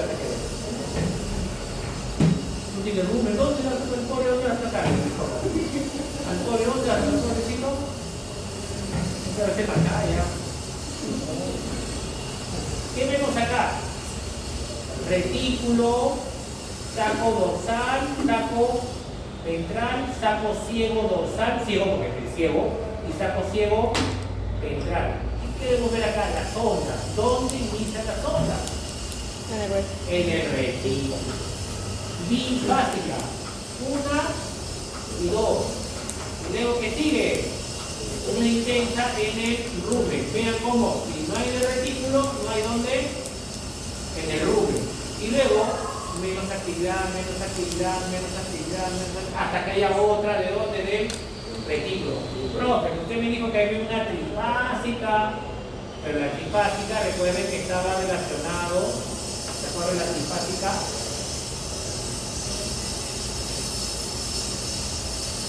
Era con la rumia, ¿se acuerdan que estamos hablando de otra cosa acá? La rotación trifásica. Estamos hablando no de rumia, estamos hablando de qué acá. Estamos hablando ya tampoco de eructo, porque ya acabamos del eructo. Estamos hablando ya de la movilidad retículo ruminal. Cuando el alimento está acá, tiene que mezclarse o no. Ahí es importante. Acá estamos haciendo ya con el alimento, estamos haciendo mezcla. No el uso, no lo otro. Estamos haciendo la mezcla para la digestión, para la fermentación ruminal. Acá en este caso, un movimiento ruminal por minuto. Ponen ahí el puño en la fosa helical, ¿qué pasa?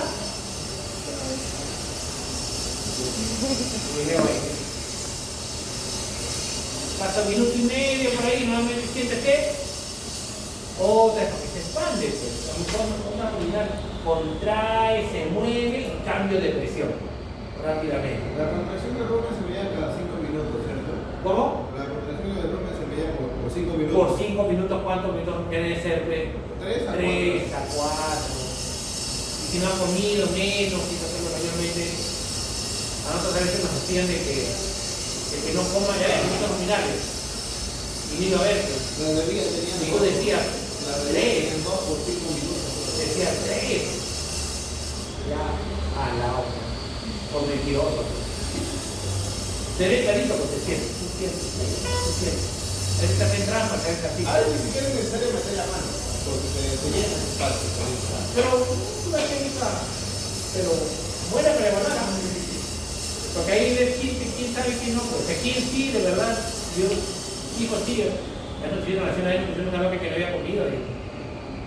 Y todos los que fueron ahí, la mayoría jaló. Porque si vas a notar que comido, dices 3, dices 2, ya que te creo, 4 te creo, ¿sí o no? Porque si no te sabes que no hay en 3 minutos y dices 3, ya, se rompe también.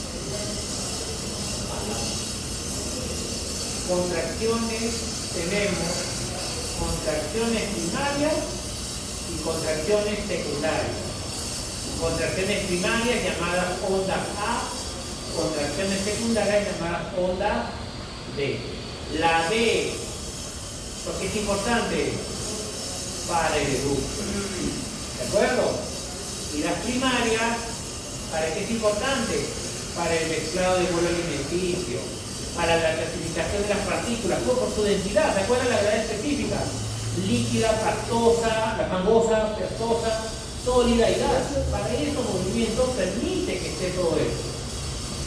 Cuando el animal ha comido de 30 a 50 segundos. Cuando el animal está en ayuno, son más horas. Eso es importantísimo tenerlo presente. ¿Cómo funciona? Aquí está el movimiento. El pliegue retículo ruminal se eleva, el saco craneal se contrae y este empuje continúa hacia dónde? Hacia adelante, hasta esa zona. Luego el alimento se mueve por el saco dorsal, saco ciego dorsal, ¿de acuerdo? Y luego el saco ventral, que es el que se contrae. El saco ventral se contrae y va hacia dónde? Dirección caudal. Ya tengo la dirección caudal y ahora finalmente ¿qué hace? Se relaja y el alimento ahora va hacia dónde? Hacia adelante. Mezcla del alimento. Mezcla del alimento. Mientras que las contracciones secundarias, llamadas contracciones o ondas B, ¿de acuerdo? Son movimientos del alimento hacia adelante. ¿Por qué hacia adelante? Porque tiene que eructar, por ejemplo. Tiene que poner el carro hacia adelante, si no, no va a salir el eructo. No va a ir para atrás, tiene que ir hacia dónde? Hacia adelante. ¿Con qué finalidad? Mira, es un evento crucial que usualmente ocurre después de la contracción primaria. ¿De acuerdo? Función principal, expulsión de los gases. Eso era de que queríamos tenerlo presente. Ahora, lo que hemos dicho, contracciones articulares, hemos dicho que es bifásica. ¿Todo te lo digo bifásica? Aquí se lo 1 y 2. 1 y 2. La primera se contrae la mitad de su tamaño y la segunda sí es una contracción completa. El orificio, retículo, masa o masa es donde va a ir el alimento, no en la parte estratificada arriba, sino que está estratificada ¿dónde? Abajo, la que ya ha hecho gran fermentación. Está abierto durante la contracción, pero se cierra justo cuando el retículo se dilata. La trifásica, hemos dicho, está relacionado siempre antes de la rumia, que hemos dicho nosotros, la diferencia entre uno y otro. Y ahora el alimento, ¿dónde quiero que pase? A lo más. ¿De dónde va a salir? De la salida del retículo rumen. El contenido sale del retículo rumen principalmente durante el punto máximo de la segunda contracción. ¿Se acuerdan que la primera contracción era medias y la última era mucho mayor sobre la segunda? ¿Qué partículas pasan? Las más pequeñas. Las partículas grandes todavía no. Tienen que hacer rumia, tienen que ser digeridas nuevamente.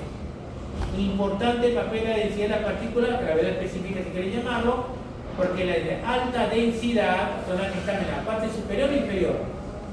Alta densidad. Superior. Inferior, como es el superior. Superior son las de baja densidad. Las más pesadas están abajo. Son pequeñas y tienen la oportunidad de pasar ¿a dónde? Al siguiente compartimento, que es el brazo. ¿Por qué es importante la densidad? Su alta densidad aumenta la probabilidad de que estas partículas permanezcan ¿dónde? En la parte superior o inferior. Abajo. Abajo. Importante porque están los ácidos grasos volátiles. Quiero que sean absorbidos o no. Claro, ahí puedo absorber todo lo que yo requiera. Esos ácidos grasos volátiles que están produciendo rápidamente. Y tengo mayor probabilidad de que pase ¿a dónde? A lo más. ¿De acuerdo? Recuerden, el abomazo, el estómago verdadero, es donde está la digestión ácida, ácido clorhídrico, la pectina, y ahí, pero al final, ¿dónde se va a absorber todo? A nivel del intestino, igualito que en monocavidad. Ahora sí, para la parte final, tenemos ahí, miren, el rumiante como un fermentador pregástrico, antes del estómago. Miren, este es un monocavitario, consume carbohidratos, proteínas y grasas. La siguiente clase, vamos a llegar a nivel del intestino. Las proteínas llegarán poco digeridas, los carbohidratos un poquito digeridos por ahí, y las grasas casi intactas. Miren lo que pasa en los rumiantes. En los rumiantes, ¿qué va a llegar? Carbohidratos. ¿Qué va a llegar? Proteínas del alimento, ¿de acuerdo? Y está antes del estómago verdadero. Aquí está la microbiota, aquí se da la fermentación ruminal. ¿Qué es lo que se produce? Metano y CO2, eructo, para afuera. Los ácidos grasos volátiles que van a pasar ¿a dónde? A circulación. ¿Qué alimento? Lo que están, los que hemos dicho nosotros, los que tienen alta densidad para que sean más fácil o absorbidos. ¿Ves? Como van de la mano por los acá. Y luego, la microbiota, algo importante. Esta microbiota será la misma de que tú un día los vacunos se irá cambiando. Tendrán un tiempo, ¿sí o no? Se multiplica, crece, destruye. Otra vez se multiplica, crece y destruye. ¿Cómo destruimos? Aprovecha. Esta microbiota va a llegar también con este alimento cuando vaya pasando, porque todo el alimento que está en el rumen tiene que pasar a los demás compartimentos, ¿o no? Va a llegar al intestino. ¿Y qué va a pasar en el intestino? Va a haber una absorción de esta microbiota. Pero ¿qué absorbemos? La proteína, o sea, la misma estructura de la microbiota es la proteína que es la proteína microbiana, es lo que utilizamos, es lo que se absorbe. ¿De acuerdo? Es el microorganismo, la proteína. ¿De acuerdo? ¿Y dónde se va a absorber? A nivel, claro, si acá está la microbiota, ¿dónde se va a digerir? Con la pectina en el estómago verdadero, o sea, en el abomazo. No lo voy a perder. Lo voy a absorber, toda esa microbiota lo voy a absorber como aminoácido. Eso es lo que yo quiero. Esa es la proteína, pues. O sea, la proteína es la misma microbiota. Esta microbiota, miren lo que está constituido principalmente, mayoritariamente, que son bacterias. Las bacterias son más chiquitas que los protozoarios. Por eso hay más bacterias que protozoarios. Los protozoarios son grandotes, pues las bacterias son chiquititas. Los protozoarios son mucho más grandes. Tenemos mayor cantidad, 100 millones de bacterias, más 10 millones de protozoarios y unos cuantos cientos de fungos. ¿De acuerdo? Acá está nuevamente. Los microorganismos están muy acá pegados al epitelio. Acá la gran producción de ácido graso volátil. El de aquí recién está haciendo la diferencia. Y CO2 y metano en la parte superior para que sea el eructo. ¿De acuerdo? Ese ya se va al eructo.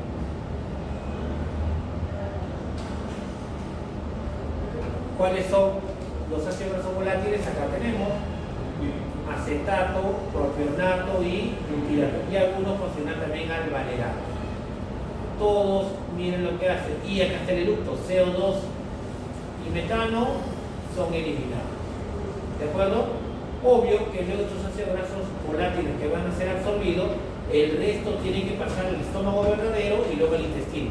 ¿Con qué pasará? Con todo el microbiota. Lo que decíamos que tiene que ser degradado en el estómago para ser absorbido ¿dónde? En el intestino.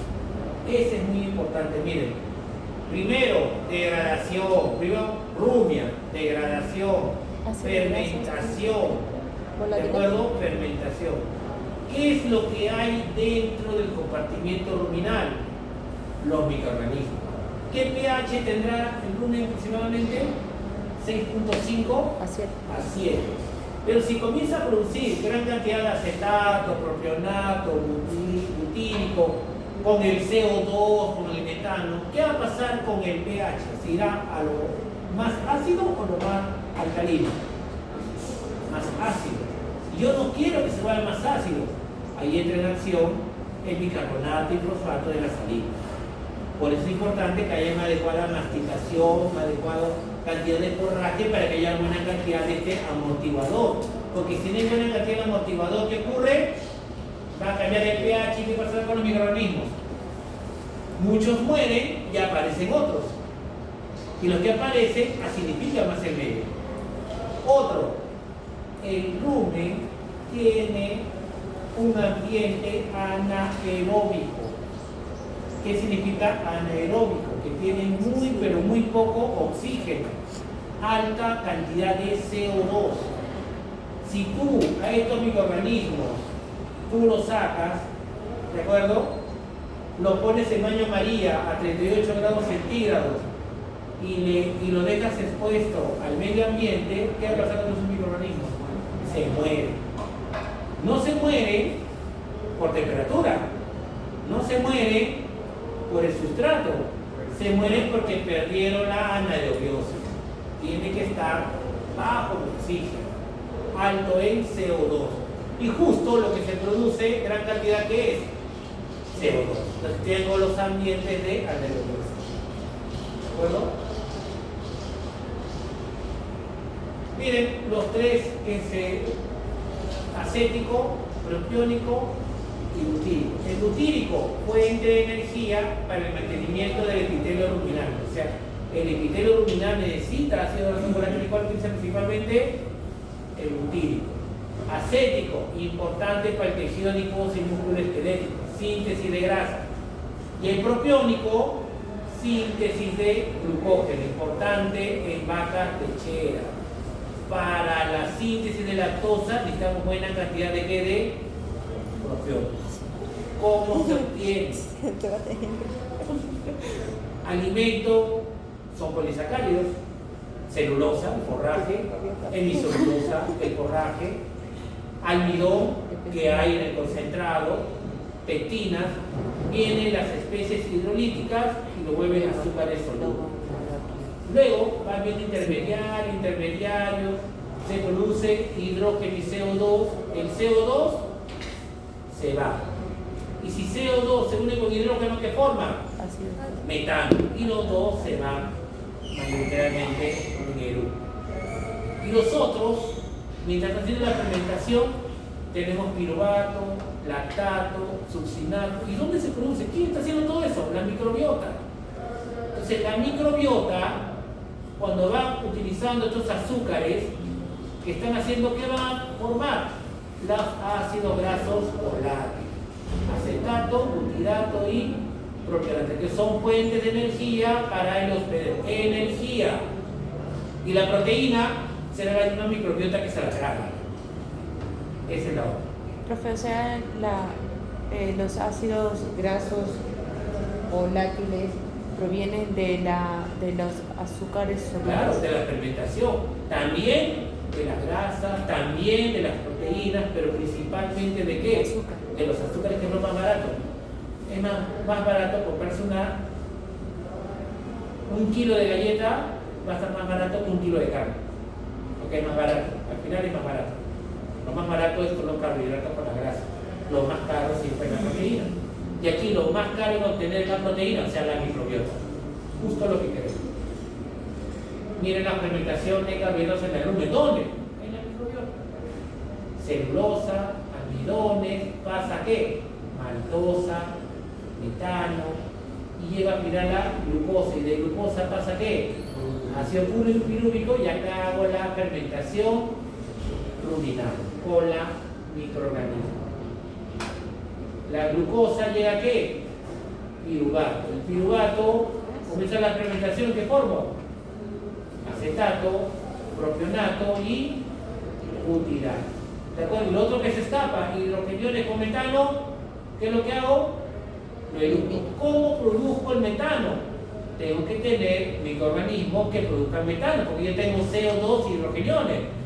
Las metanogénicas que usan hidrogenión con el CO2, ¿y qué formo? Metano. ¿De acuerdo? Ahora, otra cosa interesante. Miren acá. Celulosa, azúcares, almidón. Llega una hexosa. Ejemplo, glucosa. La glucosa le voy a hacer la fermentación. ¿Qué hago cuando le fermento? ¿Qué le quito? Hidrógeno. Mira, NADH, o sea, a la hexosa, ¿qué le quitó? Hidrógeno. Los hidrógenos los llevo para acá. Cuando llego a piruvato y de piruvato quiero pasar a acetato, ¿qué pierdo? Un CO2. El CO2 con el hidrogeniones que formo metano con las metanogénicas. ¿Te das cuenta que al querer obtener estos ácidos grasos volátiles, le estoy quitando gran cantidad de hidrogeniones? Y esos hidrogeniones se están yendo con el eructo, con el CO2 y los hidrogeniones que le quito. Y ahora mira, ¿cómo paso de acetato? Mira, cuando pasé de piruvato, ya le quité hidrogenión. Piruvato, pierdo CO2 y tengo acetato. Si tengo mucho hidrogenión, le meto un hidrogenión y tengo butirato. Acetato y butirato. Y de piruvato pasa a succinato, de succinato pasa a propionato, quitando CO2, metiendo CO2, sale CO2, sale hidrogeniones. Entonces todos esos acetatos, butiratos y propionatos están todos los hidrógenos. Y esos hidrógenos, al final, tengo que captarlos para poder que lleguen nuevas hexosas y poder hacer lo mismo. Por eso tengo que absorber estos ácidos grasos volátiles. ¿Qué se produce más? ¿Butirato o acetato? Acetato. ¿De acuerdo? Siempre es eso. ¿Y el propionato por qué era importante? Producción de leche. Recuerden, propionato importante para la síntesis de lactosa. Ahí es importante. Miren todos los ácidos grasos volátiles. Acetato, propionato. ¿Cuántos carbonos tiene el acetato? 2. Propionato, 3. Butirato, 4. ¿Ves? Ácido graso volátil. Porque una cantidad de hidrogeniones. Ahí me estoy llevando todos los hidrogeniones. Estos 3 son los más importantes. Ahora, todo el propionato, valerato es otro, y butirato, estos ácidos grasos volátiles son absorbidos. ¿Y pasan a dónde? A sangre. Van al hígado, hacen gluconeogénesis, produjo glucosa, y si está en producción, ¿a dónde voy? Producción de leche. Si está preñada, crecimiento de la vaquilla, del nuevo ser. Mira la importancia, por eso utilizamos gran cantidad de estos ácidos grasos volátiles para la producción lechera. Ellos son los que gustamos, por eso en ellos es importante, porque quiero producir una gran cantidad de ¿qué? De leche. Esa vaca ya no va a crecer más. Lo que yo quiero es que produzca leche. Ahí es importante. Porque si yo quiero un vacuno para engorde. Quiero que esté más tiempo en establo o menos tiempo en establo. Entonces, ¿qué le doy más que todo? Concentrado, porque forraje para que no haga nada estresante. Lo desparasito, me compro mis vacas de provincia, las traigo a Lima todo placas, las desparasito, les pongo un corral, les pongo unos meses, les engordo y al A la venta. Antes que se vea gas, antes de esperar. No, que manejan concentrado con el borde, pues tú quieres que crezca rápido, que gane masa muscular para venderlo. Más concentrado que forraje. Claro, pero claro, siempre tiene que ver en lo que diga pues, la dieta, que diga cuál es hasta cuánto es el máximo. Pero necesito eso, porque yo quiero que gane masa muscular para venderlo. No me conviene que crezca lentamente porque mucho tiempo va a estar en mi establo, en mis corrales me va a gastar tiempo, puedo perder plata con los operarios. Mis costos fijos van a elevarse. Lo compro barato, lo desparasito, lo engordo, lo vendo caro y gano. Pero si es de leche, tú no, pues, tú quieres que viva durante años. Entonces tiene que ser equilibrado. Tú no quieres que gane mucha masa muscular ni grasa. Tú quieres que produzca gran cantidad de leche y que vende. Son las dos cosas que tú quieres. ¿De acuerdo? Metabolismo de las proteínas, lo que mencionábamos. Nosotros le podemos dar, pues, proteínas y nitrógeno no proteico. ¿Qué hacen los microorganismos? Digieren proteínas, las desaminan. ¿Y cuáles son los productos de estos microorganismos? Amoníaco, ácido graso. Ah, ya. Otro. Puedo darle amoníaco con carbohidratos. ¿Y qué hace todo esto, amoníaco con carbohidratos? Que sintetiza la proteína microbiana. O sea, me crecen mis microorganismos. Y si crecen mis microorganismos, cuando pasen el rumen, retículo, maso, el abomaso con la pexina lo va a degradar y va a tener gran cantidad de aminoácidos. ¿De dónde provienen estos aminoácidos? ¿De la comida que lo diste o de los microorganismos que captaron esos ácidos grasos volátiles con que crecieron con ellos? Ese es lo importante. O sea, la proteína microbiana es importante. Y luego, a nivel del hígado, también el nitrógeno importante. Miren acá un microorganismo que tiene proteasas para degradar la proteína. Los péptidos entran dentro del microorganismo, sintetizan nueva proteína, aumenta el número de microorganismos. Tengo en su pared, amilasa, celulase. ¿Qué estoy degradando? La glucosa. Capto la glucosa, produzco ácido graso polar. Capto aminoácidos, aumento el número de microorganismos. Aumento ácido graso volátiles, aumento proteínas microbianas. Justo todo lo que yo quiero. Aquí es para que vean el ciclo de las proteínas, que se cuenta a ustedes. Es de la dieta y nitrógeno no proteico que viene en el rumen, se forma el amoníaco. ¿Y el amoníaco a dónde va? Al hígado. ¿Y en el hígado qué se produce? La uva. Bueno, acá se ve. Proteína bacteriana. La proteína bacteriana, luego hacer toda la fermentación ruminada y captar el amoníaco para que crezca esta proteína microbiana, llega al intestino delgado y ¿qué pasa con todos esos aminoácidos? Se absorben. Ya tengo. Y todos los ácidos grasos volátiles, ¿a dónde lo voy a llevar? También a la glándula mamaria para la producción de leche. Y la última, fermentación de lípidos en el rumen, que es menor, más es carbohidrato y la proteína microbiana, triglicéridos, fosfolípidos, y tenemos intermediarios que son el glicerol. Y de glicerol, ¿a dónde llego? A ácidos grasos volátiles. Entonces, miren, al final tengo ácidos grasos volátiles y proteína microbiana. Fin de la. Y con buena proteína, no con mala proteína, con nitrógeno no proteico, con eso produzco gran cantidad de proteína microbiana. O sea, no tengo que darle buena proteína a las vacas, tengo que darle gran cantidad de forraje. Mira, dando forraje, un poco de nitrógeno no proteico. ¿Un poco de qué dijo? Nitrógeno no proteico, el NNP, el nitrógeno no proteico. O sea, no le está dando una proteína, está dando un aditivo a la comida. Un en forma de complemento. nitrógeno, como urea, cosas así. ¿Para qué produzca? Listo, chicos. Sí. Profe, una consultita. Ese diagrama que parecía de bioquímica, ¿eso va a venir en el examen? El anterior.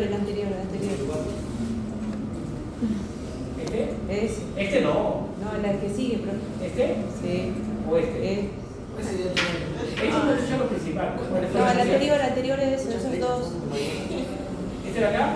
Sí. Para entender cómo se forman estos tres signos. Está con círculos, por eso. Ay, profe, parece bioquímica, no puede Los ser. hidrogeniones son importantes, el CO2 y el hidrógeno son importantes. Listo. Sean felices.